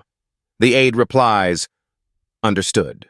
Baron Solis booms that the government budget will cover these expenses, then snaps, "That's all," and ends it. A chibi illustration explodes with joy as the two siblings lock arms and shout, "We did it!" Takil cuts in with a bold pitch, drops that Weiss asked for a new model crossbow. Baron Solis leans forward, interest flaring, and Takil unspools his plan. For example, he proposes they shave part of the contract fee by equipping mercenary crews with crossbows. Then, under ironclad oversight and strict secrecy, Throw those weapons into real monster fights to be battle-tested and demand field reports on every improvement. He continues. He spelled it out. Agree to the terms, ship the early mass-produced models straight to the mercenary corps, then later dispatch the crews who've mastered them as instructors to the army. Raymond's grin said it all. Brilliant. One sibling jeered they'd even bent the master into squeezing every advantage from them. You've gotten pretty crafty, they crowed. The other snapped, I've been pitch black from the start. Tackle locks eyes with his father and asks to run a test firing. Baron Solus nods, and Clea suddenly perks up and asks if she can try it too. Kleiser roared that if they move now, they'll make next year's war without fail, and he admits they've been utterly crushed by mass cavalry charges until now. She declares they can swell their ranks by turning commoners into soldiers, so the army can march off while the home front holds firm in their capable hands. As expected, someone hails Baron Solus, and a text box slams down the brutal truth. Turning commoners into soldiers has always been a nightmare. Send them off without a proper garrison and your defenses collapse, leaving bandits prowling the frontiers and monsters ready to strike at any second. At the test firing range, someone whooped they'd struck the target and yelled to Raymond that he'd nailed it too. Another voice shot over. You're up next, someone urged. Raise the angle just a touch, a teammate agreed, and another grinned. This is something else. Tackhill stamped this as the final word. If anyone questions it later, they can point to this as proof. And he assured everyone the entertainment side looks like it'll be fine. Not so distant future. As the Solis archers, this marked the opening that would send their name thundering across the battlefield. The narrator declares that christened the Esther bow. From this moment, they'll wield this newly forged weapon throughout their world. Later, the action jumps to the East Town workshop. Craftsmen hammer and file when a shout shatters the din. That part's crooked. And another voice snaps, Keep the spare materials, I'll leave them to you. Then a figure strides up to the workshop entrance and greets them. Tackle Anne and a companion step up to Geld's workshop in Est. Tackle's jaw drops. The building has ballooned and more workers hustle inside. Geld beams, calls out to the young master and starts thanking. Inside the workshop, he roared his thanks at them for coming all this way. Heads snapped up and the workers spotted them, and a voice thundered, The young master has arrived! They barrel up the stairs. Tackle snaps that Geld shouldn't trouble himself. They're the ones barging in unannounced, and Geld just shrugs it off. A voice demands, What brings you here today? Tackle strides forward and declares they're here to inspect the Esther bow's production status. And at the chance to consult on a new development item, Geld's eyes flare with fierce, hungry interest.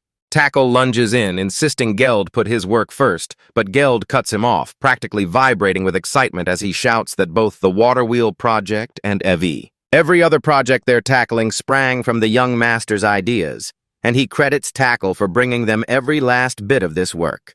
We're swamped with work, and someone even blurts Gerudo's name. Tackle and Anne lock eyes and flash warm, pleased smiles at Geld's gratitude. They sprint to the workshop's private room and tack, You'll come. He grins, remembering when it was just one cramped room. Now he can speak in peace, and he's genuinely grateful for the upgrade. Geld leans in and asks what kind of product Tackle is developing. They take their places, Carl sliding in beside them, and Tackle launches into a fast, razor-sharp explanation. Tackle slams a spread of blueprints down, unveiling a daring new weapon design, and Geld leans in, curiosity sparking in his eyes. Tackle announces it's a rapid-fire crossbow, then coolly says there's no hurry. He orders Geld to push the regular crossbow and the Estalbow to the top of the to-do list, and Geld nods in acknowledgement.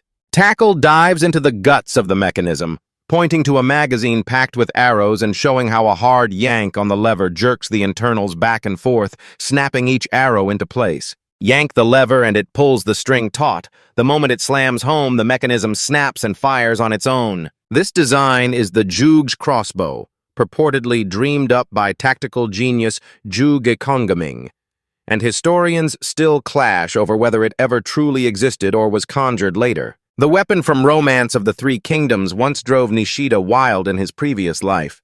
He devoured films and churned out videos about it, and Tackle admits it's fearsome, but stops short of calling it a machine gun. This weapon unleashes a storm of shots, firing far faster than a regular bow. Studying it does no harm. Thrill crackles through him at the thought of finally getting one in this world as he dives into the metal fitting that hooks the string, while Geld grills him for every curve and angle. Back at the workshop table, Geld snaps that letting the shaft wobble when it fires would be idiotic. Tackle shoots back a double-layered curved design, and Geld bellows for tools and arrows. Tackle clamps a hand over his mouth before he can shout, "Wait!" snapping that delivering the weapons they ordered is top priority. The repeating crossbow can wait, and he hisses that the whole operation must stay an absolute secret. Carl flashes a confident grin and snaps, "Leave it to me!"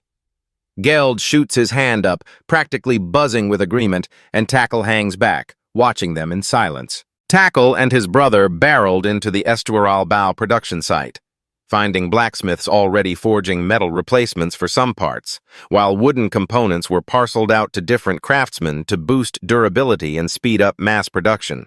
Tackle's convinced they must be ready for the war set to erupt at the border next year, and somehow they're on track to pull together the bare minimum of Estral bows just in time. After the presentation, Weiss strode up to Tackle's father and put in his request. The mercenary band scored every piece of gear they needed. Sometime later, the first estuaral bows were finished and delivered, and that day Tackle finally headed home with relief pouring through him. Hold tight.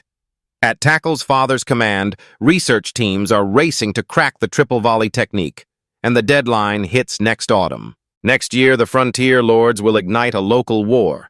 Not a huge campaign, but one that will strip Baron Solis of up to 40% of his troops, and this time history takes a sharp, decisive turn. The mercenary corps isn't just wielding the Esther bow and sending back feedback. They're out in savage live drills, training with it. Tackle holds 3 game-changing advantages. First, the mercenary company twin-headed hawk rides under Weiss, who earned the moniker ever-victorious general 3 battles ago. Second, Esther Bowes is unleashed, her bolts punching clean through even the enemy's elite iron cavalry. And third, from the baronial chronicles, Tackle already knows, down to every savage turn, exactly how the Kingdom of Kyle's army will crumble. Worry gnawed at Tackle every single day until one day, Baron Solis barked that he couldn't fully trust Viscount Gorman's army as allies, so he needed one last move to erase even a sliver of doubt. Tackhill's patience crumbles. Does it even make sense to keep worrying now? Outside, Dalek grabs his brother, demanding what's wrong. Tackhill admits his magic, and Dalek's eyes snap wide as he names it, light magic, a rarity even in the Kingdom of Kyle. Tackle agrees, though worry claws at him. Panic claws at him as he pleads to Dalek, "Please, just let me vent a little." Dalek's voice trembles. "Is it really true?" Tackle snaps back. "If it weren't, I wouldn't be this depressed." Dalek explodes with excitement, shouting it's possible while Tacky freezes, stomach knotting. He thinks they have to ask their father first or he'll scold them again. Tackle flashes a cocky grin and snaps that it's just a trap for first-timers. This move will let them crush the Empire's iron cavalry. In the autumn of Kyle, year 502, an express rider storms into Est, dust roaring in his wake. They're about to announce the sortie time, any second now. The historical record titled History of the Baron Solis Domain. Omens of Ruin hurls us into Kyle-era year 502. Margrave Goth of the Graphonia Empire storms the Kingdom of Kyle. Marquis Hasteberg rallies the surrounding noble armies to meet him at the border. Viscount Hieronyme's forces crumble and the right flank teeters toward collapse, while Baron Solis' army, isolated and bleeding 40% of its men, fights like a desperate last stand to keep the line from snapping. The Imperial army slaughtered countless soldiers and morale soared, yet their invasion crumbled. The kingdom bled just as deep but stood firm and drove the invaders back, while the people of Esther wept bitterly over all that had happened. Then, on a sweltering final day of summer, a messenger from Hasteberg's Marquis thundered into S atop a lightning-fast horse. The news hits Tackle like a thunderbolt. Clear signs show the Graphonia Empire is preparing for another invasion. Hasteberg's orders slam into them, driving them to lead their troops to Southern Gate Fortress with all possible speed. Obliterate the enemy massed on the Southern Gate Plains along the border south of the fortress. The moment they'd always known was coming ripped into reality. Baron Solis summoned 215 standing soldiers and 335 part-time troops, 550 men in all, left a garrison behind and charged into battle with 400, the double-headed Hawk mercenary band adding 40, while his army fielded 360 men. Short of the 600 men a higher-ranked Viscount needs, this force, double an ordinary baron's 200, still surges with enough strength to uphold his honor. The map blazed a trail from the Esther domain through Hieronymus V-County to the southern gate fortress, beside the Margraviate of Hasteburg and the Demon Frontier.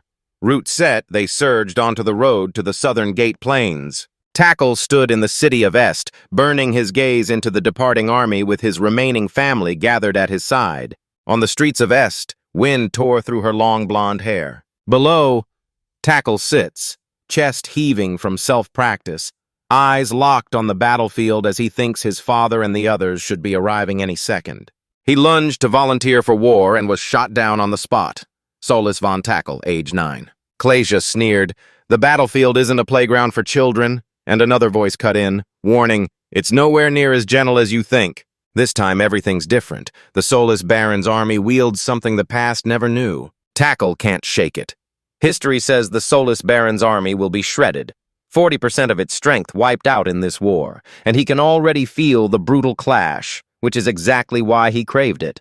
Tackle replayed his preparations, already hashing out every concern and countermeasure to crush the Iron Cavalry with Weiss's strategy and the elite troops he commands, knowing even disadvantages can be overcome. Enter Weiss, the tactical genius crowned the ever-victorious general, whose arrival alone swings the odds. The Esther bow roars from deadly range, piercing iron cavalry armor, and cavalry strength has exploded compared to previous campaigns. Baron Solus ripped out the elite archer corps, now every soldier, cavalry included, shoulders an Esther bow, and because crossbows need almost no training, even part-timers can rain bolts and exploit the full power of ranged warfare. 2 years ago, when grain prices spiked, Tackle's father foresaw the cavalry build-up and moved fast, preparing in advance for the coming mounted surge. Baron Solus's father ran operations with surgical precision, lacing a flawless pretext onto every move so no one sensed a thing. And because the settlement sat where it did, they had to throw horses into service to stage a full-scale evacuation of every citizen, the animals shouldering the heavy traffic through the settlement. Those horses were the settlement's lifeline, its essential infrastructure. As famine drove people to butcher horses for meat or trade their chargers for grain, Tackle's father, Baron Solus, swooped into the chaos and hoarded a vast army of war horses, snapping them up in every desperate bargain. Paid in war horses, the double-headed Hawk Mercenary Company rode into the saddle, every member becoming cavalry, and the unit that once had fewer than 100 riders now easily tops 200 with them added. Back in Est, Clagy tears through sword drills with ruthless focus. She knows the situation and frustration burns with every strike, while Tackle sits against a nearby pillar. Like a child clinging to hope, he can only sit here and wait for good news. He's thrown everything he had at this. Tackle sinks to his knees, lips moving without sound as he pleads for the fourth calamity to pass and spare his family and the soldiers at his back. Anne squared her shoulders, looked up, and whispered a fierce hope that they could overcome it. Then the camera widens to the sky where Clegia stands, beneath wheeling birds, wind whipping her hair as she stares toward the distant battlefield. At the border of the southern Gate Plains, endless grasslands bristle with ordered formations and scattered encampments as Lord Darren, armor gleaming, stands over the battlefield. This is the Kyle Kingdom Army's far-right wing, forged from the Sol's Cornell baronial allied forces. Out of nowhere, a cloaked shadow slides up behind Dalek and murmurs, "Good work," while Dalek declares the Earth Mage they borrowed from Baron Cornell has finished carving fortifications, trenches, and traps. The defenses are complete. Side by side, they stride across the plains as Dalek reveals he heard this invasion is splintered fallout from the Imperial succession dispute and the cloaked figure, likely Weiss, could. They confirm it's true, then grimace. It's a brutal nightmare they'll be stuck wrestling with no matter what. Dalek snaps that the First Prince's faction hurled itself into a reckless gambit that so far has yielded nothing. So the First Prince sat it out and only the Marquis of Gort showed up. Dalek leans in and fires the question at Weiss. "What do you think of our formation?" Weiss meets the question with a cold, deliberate nod. Tackle snaps his agreement when a scout announces the enemy numbers mirror theirs, roughly 7,000 strong. They've locked into a fish-scale assault and are surging forward. We'll sweep around and smash them with a crane wing encirclement. The tactical diagram explodes, revealing the Griffonian Empire's 12,000 troops locked into an offensive fish-scale formation at the top. The blonde commander studies the plan, concedes it's sound but dangerously risky, then snaps, "What does that mean?" The blonde commander snaps that Marquis Hasteberg sits dead center just as they'd predicted, but the enemy might bypass his main camp. The image cuts to the Marquis, mounted and proud beneath his banner. Analysts keep shouting. Their massive wings flail in disarray. Each commander has holed up on the ridges for the high ground, and that move splays their forces thin, stretching both wings dangerously wide. Tackle snarled his verdict. The enemy plans to pick them off piecemeal and will almost certainly strike one of the wings. Two tactical diagrams light the alarm. If the enemy pulverizes one wing, they'll slam into the main camp by sweeping in from the center's flank. They could smash through, sever the Allies' escape route, and encircle them. Smash through those blank beats of thought. The explanation surges on. They stretched their force into a brittle encirclement, shallow and easy to smash open, leaving whole units cut off from allies and out of the fight. Against equal numbers, that isolation is lethal. The images explode with Viscount Gorman's army, ranks of armor and banners sweeping across the frame. Viscount Hirami's army looms on the field. Analysts flag their right wing as a tangled, precarious mess. The two commanders exchanged sharp, worried looks as the other jabbed that, with mutual distrust poisoning the room, the free handout of turnips popped up immediately after the refugee matter, and Tackle snarled they've been targeted from the very start. The blonde commander snaps her agreement, jaw tight and eyes ice-cold at the insult of the alliance, having to watch their backs even with their own allies around. The tactical diagram screams right wing. If the enemy pours everything into that flank, the Solis-Cornell alliance, stranded way out on the far right, will be cut off and ripped to shreds. Tackle growls that if those two Viscounts try to settle their old grudge in the middle of the fight, the front will explode into chaos. The blonde commander snaps that if both armies even flinch under enemy pressure and begin to fall back, the entire formation will collapse. The blonde commander snaps that the enemies are probably thinking the exact same thing and admits outright this move is suicidal, definitely risky as hell. A dramatic shot slams into the Griffonian heavy cavalry, armored, horned, helmeted warriors of the Coat Iron Cavalry Corps. The narration calls them the enemy's main force, brimming with absolute confidence. If the Allied forces met that charge head-on, they wouldn't last more than a few minutes. The blonde commander pauses, then adds, a slight smirk curling at the corner of his mouth. They grinned. It was only true if they charged it head-on. Someone zeroes in on this opening they need and shouts it's the turning point that could flip the whole war on its head. Perched on a ridge, three commanders stare down at the sprawling battlefield, backed by Baron Cornell's forces. Cornell, a master of fortification tactics, has them dug in and ready. Baron Cornell is instantly singled out from the group standing there. The briefing rips through the details. All 400 soldiers wield Esther bows, and 200 newly formed cavalry units ride into formation. Tackle stands among the commanders as these strategic assets are unveiled one by one. The tactical briefing barrels on until a voice cuts in. One more element. Then they yank back the curtain and unleash one last secret tactic. The valiant, well-known Viscount Curias leads the Allied left wing. If he synchronizes his strike perfectly with theirs and they sweep in for a half encirclement from the left, the brutal twist. No one, not even their own allies, will see it coming. And with everything primed, they'll put up one hell of a fight.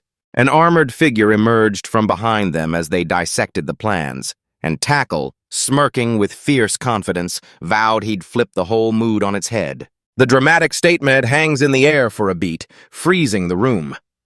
Weiss's face crumples in baffled disbelief while the blonde commander can't help but smile. Baron Soli grinned, saying he'd heard Weiss was recommended by his sons, and that naming the captain their strategist was the perfect move.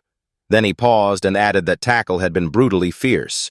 He couldn't help but wonder what fire drove that intensity. The Baron's words choke off as a new figure steps into frame from behind.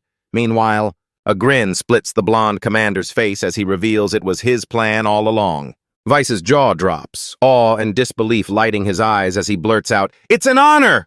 The blonde commander snaps, eyes cold. The enemy will move any second. The battlefield sprawled before them like a shattered ocean. A command suddenly roared through the ranks, and the narration would later christen this slaughter the Southern Gate extermination battle. A senior commander thrusts his arms skyward, his cape whipping, and bellows for everyone to prepare for combat, while Y stands ready below as the narration confirms the battle has now begun. Right in the iron belly of the Graphonia Empire's army headquarters, Margrave Goat surveys the battlefield situation with satisfaction.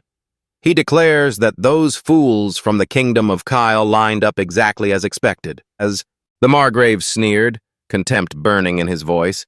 He couldn't fathom why the Empire had deliberately let them take the hill. Margrave Goat barrels on with his analysis, calling out how Kyle's forces insist on holding the hilltops that give them a defensive edge and how they think of nothing but defense. The Margrave unleashes the battle plan. Their center and right will feint to draw the enemy in, while the left wing tears the foes right apart. Imperial commands thunder across the field as an officer barks for the Iron Cavalry Corps to hold in the rear, coiled to surge into the front line and crush the enemy's right flank. A command to charge rips across the battlefield.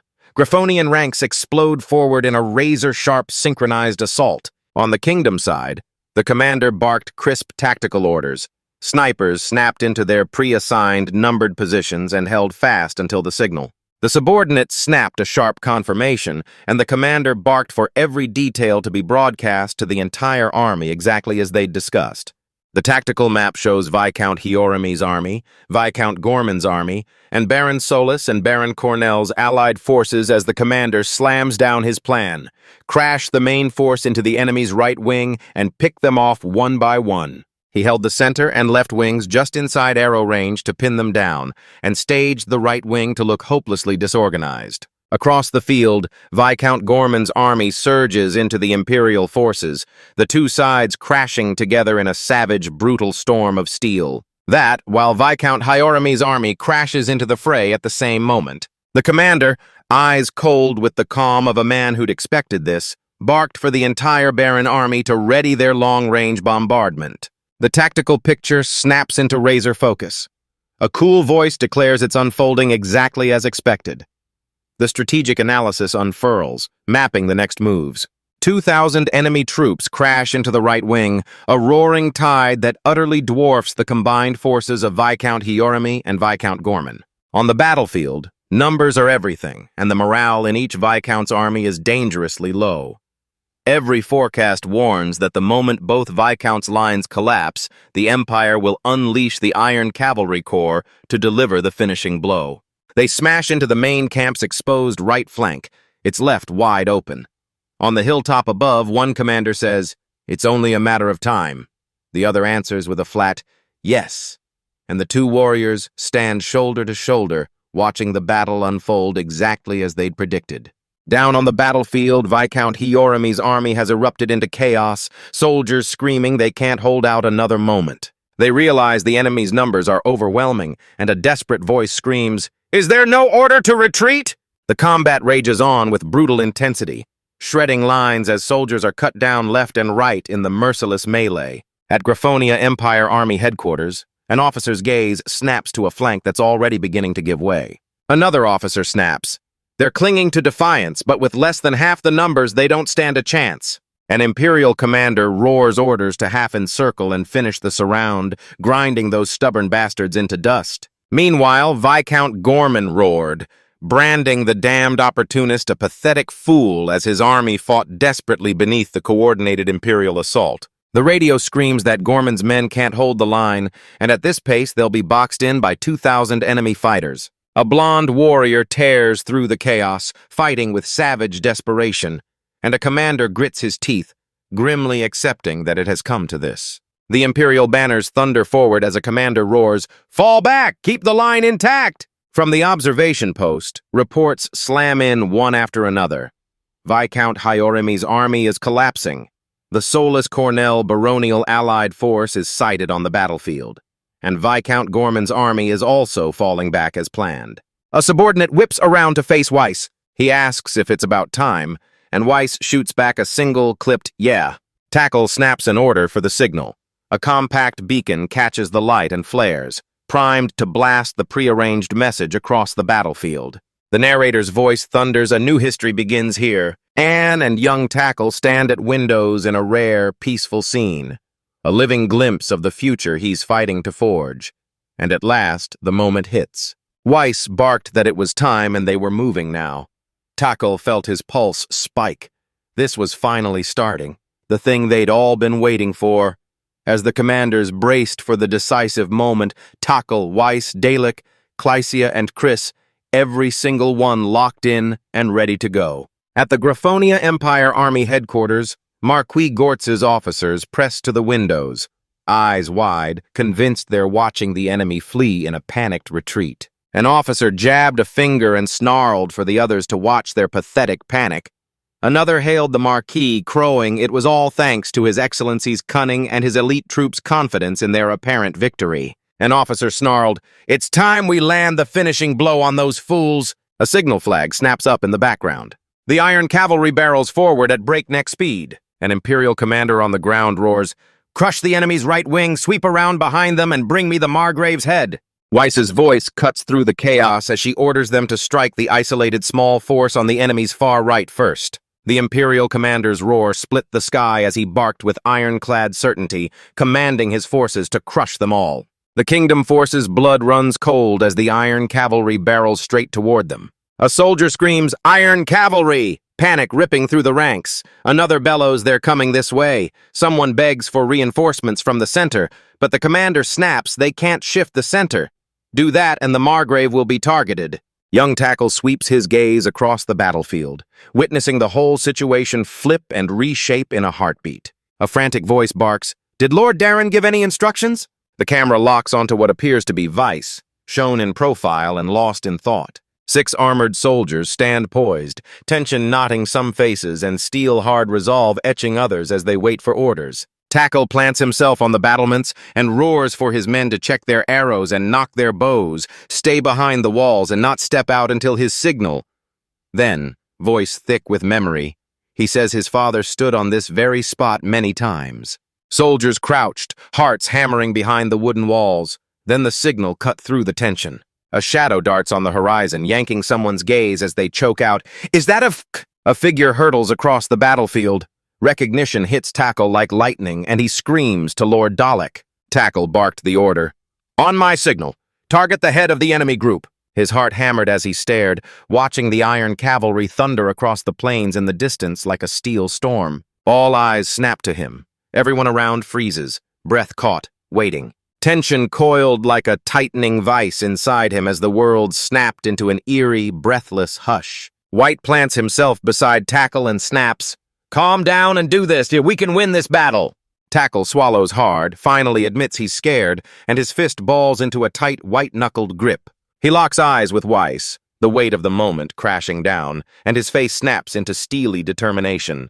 Tackle yanks his bow to full draw and bellows that he's made up his mind too. His eyes flared with laser focus and iron resolve as he braced to fire. Weiss barked, "Tackle, aim 2 o'clock to the right and fire now."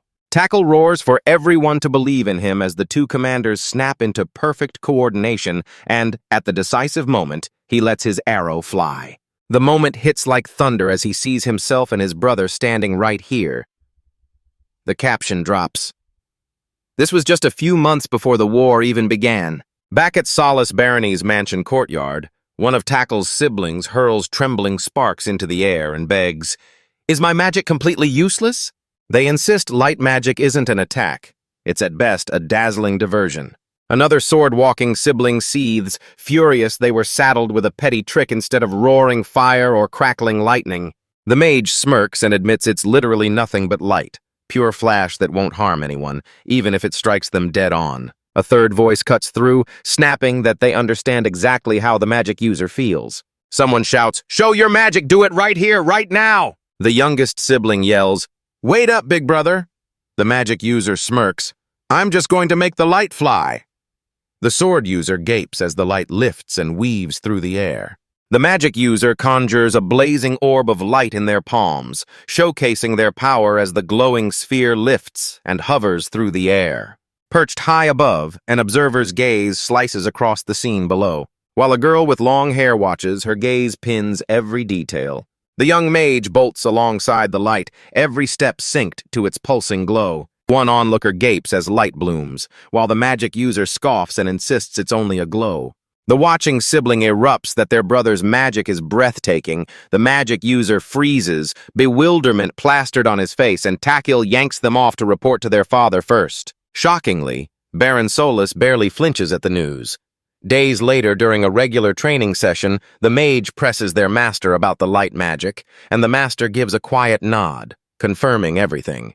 The next day at the training ground on the outskirts of East City, training exploded back into motion. The sibling challenges their brother to show the master 2 tackles. Right now, I'm buzzing, electric with excitement for the magic that's about to erupt. Even if the magic user hauls their master in again and again, a mere glow won't change a thing. The frustrated magic user scoffs at the spectacle as nothing but flashy dazzle, itching to bolt home. Then someone shouts, "What if we shove the light right into a galloping horse's path?"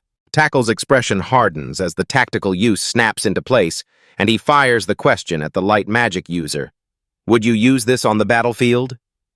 The magic user hesitates, uncertainty flickering across their face, then lets the implications sink in. Blinding a galloping horse would unleash consequences beyond measure. The magic user thinks it through, steels themselves, and confirms they'll do it. Someone nods at Tackle's assessment, and Tackle leans in, declaring Lord Dalek's light magic a devastating, game-changing tactical weapon.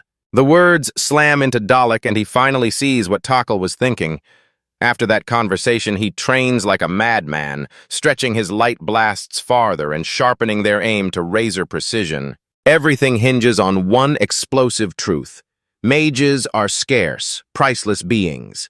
Thin even in our own kingdom and all but absent from the Empire. Bloodline magic thunders through the veins, handing power down the line. Most mages end up as the head of a noble house or one of its kin. The highborn steer clear of the blood and mud, only desperate frontier outposts drag them into battle. And mages? They can't even operate on the front lines. When magic's involved, tactics erupt from nowhere. No one can predict the next move. The revelation slams into them. Light mages are nearly mythical, so this blows everything wide open. Dalek snaps to the truth. Tackle, standing alone, had already anticipated and weaponized that very advantage. Formidable, unexpected enemies lay in wait for him. Then a voice sliced the air, declaring they could not permit Dalek to join the army. Outside the mansion, Clygia, the parents, young Tackle wrapped in his white cloak, and the other siblings stand together when someone instantly erupts, shouting, "Why?" and frantically calling to their father and mother. Baron Solus snaps that Dalek too will one day set foot on the battlefield. But not now. It's far too early. Baron Solus gives Dalek a hard-earned nod, then snaps at Tackle. "Quiet, just for a moment." Tackle fires back, insisting he's already explained how his brother's light magic tears through the Empire's iron cavalry. The parents snap that Dalek is still only 12, and Clya drops to her knees, clutching Tackle's clothing and begging, voice breaking, that she doesn't want Dalek sent to such a dangerous place. Tackle screamed his mother's name, but his mother had... They turn to Chris and snap a warning not to indulge a child's stubbornness. Baron Solus stands motionless and silent, the mansion looming like a dark beast behind him. Then the mother bellowed, "Something's wrong!" Baron Solus and young Tackle froze, jaws dropping as her sudden ferocious intensity slammed into them. An inner monologue rips open their thoughts. At first, all that churned inside was raw jealousy for Tackle. They watched him grind like a man possessed, and suddenly the truth hit them. The narration keeps throwing questions. What are they burning with envy over? What is Tackle frantically racing to achieve? Why did these feelings explode into such maddening frustration? In the hushed library, the young Tackles bury themselves in books, while a silent watcher lurks behind a bookshelf. Realization hits like a punch. This isn't about pride or appearances. Even they crave the exact same thing. Truth slams home. Everyone is driven to shield their family, and Soli's parents and children lock arms, standing unbreakably united. A searing flash detonates across the battlefield, Imperial soldiers howling as blinding magic slams into them. One soldier howls about his eyes as the others reel back, dazed and writhing in pain. Chris's shout rips through the air, stunned and demanding, "What was that light?" Clygea and her siblings stood frozen, mouths agape, as a savage burst of magic ripped through the enemy ranks. Imperial cavalry soldiers erupt in panic and fly off their horses. The horses reel, thrown wild by the blinding light magic, and a trooper screams as his feet slip out from under him. Kingdom soldiers surged forward to cut them off, then a booming voice sliced through the chaos. "Stop! Stay back!"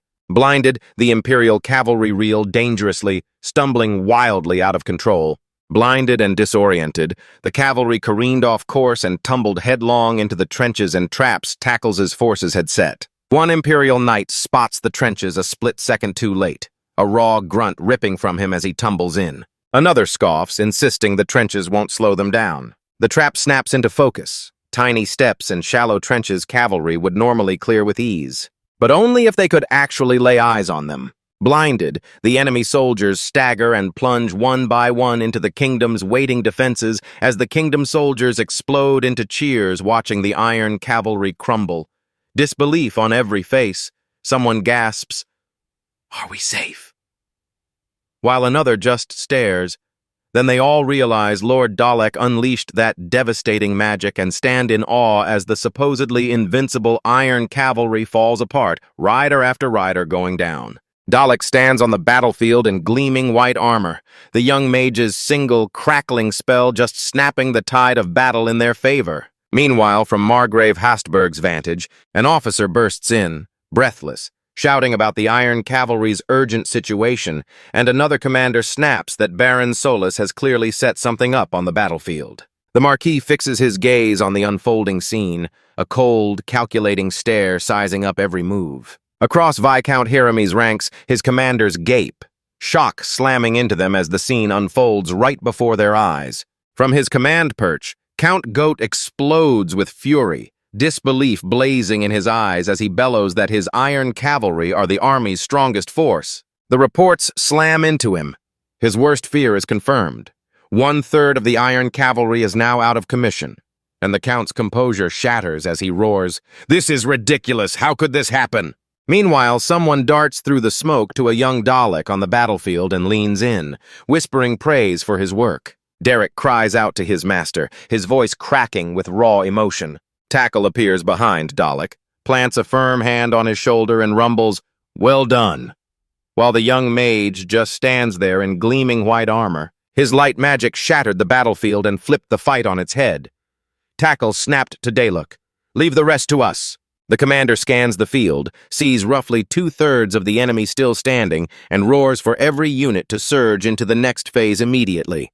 Another voice cuts through, ordering all units to prepare for long-range suppression fire. Dirk, Baron Solis's eldest, explodes into his first battle, the man who will be hailed as the Sword Saint, the Swordsman of Light, while Dalek pumps his fists and whoops after his successful strike, celebrating like a man possessed. Wounded without firing a single shot, the Imperial soldiers seethed with bitter resentment and crushing humiliation. Over a war-torn field of shattered banners and fallen fighters, a lone white bird sliced through the smoky sky. Dalek loomed amid the carnage and roared to Tackle that he'd done what he could. The scene crashes into the barony of Soli's Manor Council chamber as a booming voice proclaims, "Let the first regular council begin." Tackle recalls that as his father and elder brother readied to march off to war, he refused to sit idle. He rallied his parents and convinced them to launch a flood defense council before they left. He remembers shoving the report into his mother's hands, ancient tech crying out that floods would come after a brutal drought, and his parents took it seriously, probably because their ledgers still held proof of both bumper crops and bone-dry seasons. Tackle's mother steps forward, pins Kryja with a fierce stare, and speaks in a voice like iron. She leans in and reminds her daughter of the promise, to sit beside her and play quietly during the meeting. Little Kryja clutches her teddy like a brave little anchor, utterly adorable as the narration announces her. Kryja von Solis, the Solis family's eldest daughter, 7 years old. At the meeting, Young bursts into tears. The reason lands hard. Her big brothers are taking part, and despite her age, she desperately wanted to be there with them. Tethered to her mother's side, she can't break free and gets dragged into attending. Clutching her teddy like a talisman, Krisha declared she'd play with Sarah instead. A shout tore through the air, "Lady Kreja!" And a young blonde swept into view, Sarah, daughter of the Baron of the Cornell branch family. Someone snaps that Sarah bears the crucial duty of observer. Chryzio will stand watch as an observer too. And another voice sneers that someone still doesn't get it. Sarah blurts a quick apology and shrugs it off. "It's fine," then lays it out. She's from a branch family but channels earth magic, the only earth mage in the territory besides Tackle's mother. She's a servant assigned to Tackle's mother, sent to Estal by Baron Cornell's kindness. Sarah tosses out, "Let's play after the meeting!" And Kryja explodes into a jubilant whoop, pumping her fists and grinning ear to ear. A commentary box explodes onto the screen with Tackle's explanation. The Cornell barony is ruled by his mother's younger brother. The two families are tightly allied. His mother even sent Sarah to soften her daughter's landing at the new home, and a family tree diagram unfurls tracing every link between Baron Solis's family and the Cornell barony. Raymond planted himself at the head of the council table and declared he'd present the preliminary investigation report. At Lord Tackle's request, he launched a full-scale investigation, secured an interview with an elder from a village near Mars, found the documents contained no mention of heavy rains or floods after the Great Drought. Yet what he uncovered was earth-shattering. On Mars, every 50 to 100 years a cataclysmic flood rips the embankment apart, and young Tackle leans into the report like it's a lifeline, devouring every word. Listen. Over 20 years, the memory of those floods has vanished because no small floods returned, and only the old warning, "Beware of water disasters after a great drought," still lingers. The instant the embankment collapses, a roaring tide of mud will surge through, swallowing the whole area and leaving total devastation. A voice at the table snapped, "Lord Tackle, did you catch that saying?" Tackle cut in, "I did." Tackle admits he unearthed it from a dust-caked volume called The History of the Barony, so expect half of it to be lies, and he apologizes. Tiny chibi council members erupted in praise, calling it a charming legend, and that very tale ended up proving the barony's history true. A map unfurls, and to the east of Esther territory, the mighty Alg River slices through the land, its banks stacked with rich granaries that keep the whole region alive, while the town of Mars clings to the water's edge. Tackle realizes the town's barely old. In just 10 years, it exploded into a grain collection center after his parents unleashed massive agricultural development, so the government never recorded the legendary Great Flood. Raymond pressed on with his report. Small river floods erupt somewhere across the Esther territory every single year. The damage stays minor, so the government never noticed. And now they'll watch every town and village outside Mars and push the investigation forward. Tackle fires a sharp thanks at Raymond for the report, and Raymond halts in the doorway, nodding to acknowledge it. Raymond bellows that if the legendary once-in-a-century deluge engulfs Mars and its surrounding lands, the devastation will dwarf the last drought. Tackle snaps that he's already locked his brother into securing Earth mages. Once this war wraps up, his brother will send them to raise the embankment. Sarah slams her palm on the table and roars at the council, "We stop the flood no matter the cost!" Young Clegia clutches her teddy bear like a lifeline. Her face hardened into a fierce, super-serious mask during the meeting. Then Tackle roars he knows the floods are coming next year. He sounds the alarm. Next summer, the Orag River will tear its banks open after relentless rain and punishing downpours. A roaring wall of mud barrels through, swallowing the town of Mars and scattered villages and snuffing out countless lives overnight, while the granary region is buried so deep the damage won't be repairable for years. A chart bursts onto the screen, mapping Esther territory's harvest ratios from the previous timeline. A brutal drought ruined most farms and left them unusable, but the low-lying, easily irrigated fields around Mars barely took a hit, still producing about a third of the total, and Mars became the territory's lifeline in the famine. Tackle's blood runs cold. This is deadly. The flood will sweep everything away. Then the bombshell drops. Water wheels ignited explosive growth across other regions, pulling people away from reliance on the Mars area, but Mars still churns out about a fifth of total production. When the flood swallows the town, the losses will dwarf anything from the previous timeline. Mars, the hub of water wheel-powered flour mills, will be utterly devastated. Later, someone barks for an update from Raymond. Tackle's mother replies that crews are scouring the waterways and bolstering floodgates at spots already hit by minor floods, and Raymond fires back that they're gearing up to erect dikes near Mars. The briefing keeps drilling into flood prevention plans as crews comb waterways, pry open sluice gates, and stack sandbags into barricades. The flour mill is immovable, so they hoist the collection points up to higher ground. Small Takil stands wide-eyed, utterly amazed, and Chibikelegia explodes, bellowing that Takil is more a cheat than a reincarnator and vowing she'll get rid of it. Raymond declares the embankment will rise the moment the army returns. Tackle's mother admits they're still scrambling through the budget and fighting to lock down safety across the entire operation. Raymond snaps, "How much do we need to implement to actually be effective?" Tackle, burning with curiosity about the neighbor's situation, turns to Raymond and snaps, "If a flood slammed into neighboring Gorman County, what chaos would it cause?" Raymond slams a diagram down and yells that upstream from Mars, the opposite bank rises into a hill, so the water simply can't overflow to that side. Tackle's mother stares, puzzled by the question, and Raymond cuts in to spell out the worry Lord Tackle raised.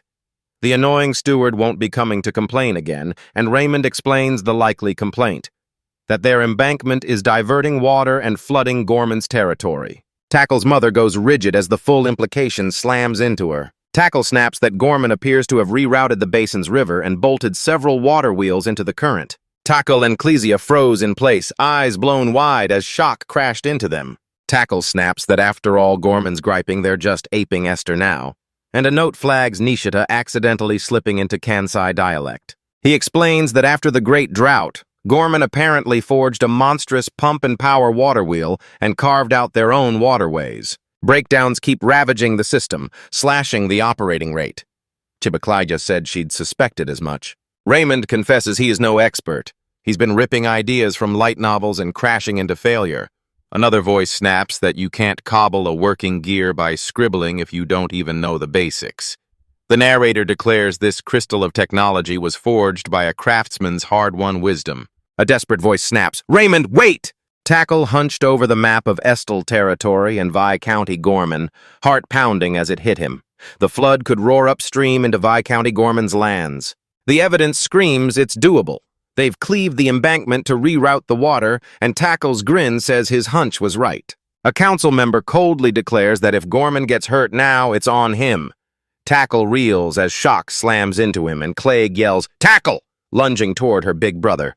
Tackle snaps at Clesia, voice razor-sharp as he calls her on her promise to be quiet during the meeting. Clegg bursts in, clutching her teddy bear like a shield, and fires one blunt question. "If neither river overflows, where does the water go?" Tackle freezes mid-move. Realization slams into him. He slammed the lid on what would happen if he blocked Mars's flood at the known breach points and never pictured the downstream carnage. Est could drown? Impossible. Est sits below Mars, then a string of farming villages, and beyond them stretches Viscount Hioramy's territory. The realization slams into Tackle. He'd been hiding from it without even knowing, and he can't tell how it will change everything. The gap yawned too wide, and he had no idea if he'd move in time. His little sister zeroed in on the fatal flaw in his plan. The scene snaps into chibi cuteness as playful voices chant, "Is Clea amazing?" and cheer, "She totally is."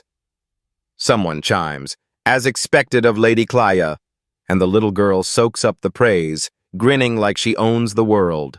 Tackle pulled himself together, locked eyes, and announced they were on that case too.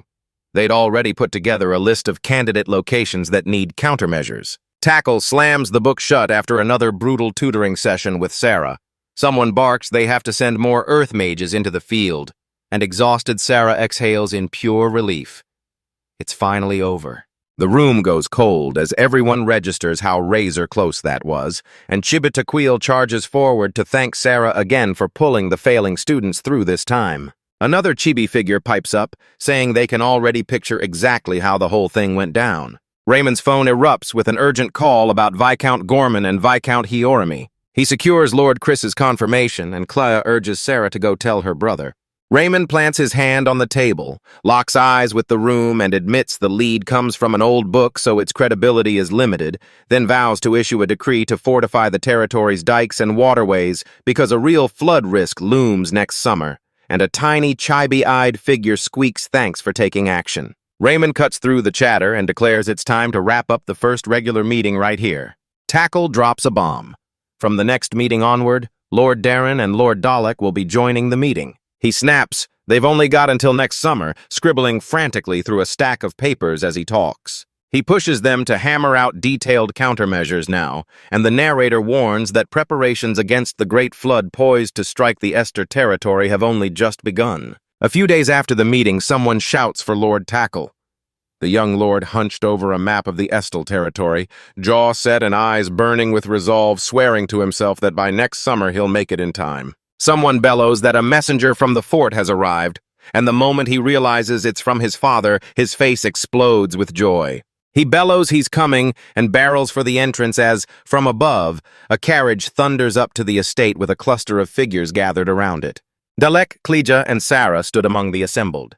The messenger bellows they're reporting straight from the battlefield. A breathless battlefield messenger bursts in with urgent news, shouting that Count Hasteberg's army at Southern Gate Fortress. They've clashed with the Griffonian Empire's Count Goat's army, and young Tackle's eyes shot wide in stunned disbelief at the report. She bursts in, voice crackling with excitement, shouting that Lord Dalek, Baron Solis's eldest son, turned the tide in his very first battle, crushing the enemy's iron cavalry to dust.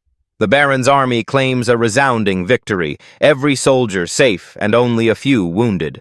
Tackle's mother buries her face in her hands, choked with emotion, as small Tackle cries out and Sarah watches from the background. Then her face floods with pure relief when she realizes Derek is safe. In a quiet, crowded moment, the family huddles together, and the mother thinks Baron Solis will burn with jealousy when he finds out she was only worried about their eldest son.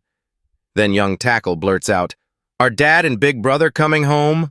Someone asks Baron Solis if he's actually coming back, and he flashes a razor smile and declares, "I'm coming back." Tackle blurts out a frantic order to cram his arms with souvenirs, and Baron Solis just chuckles that he might not bring any back. Tackle snaps, "Why not?"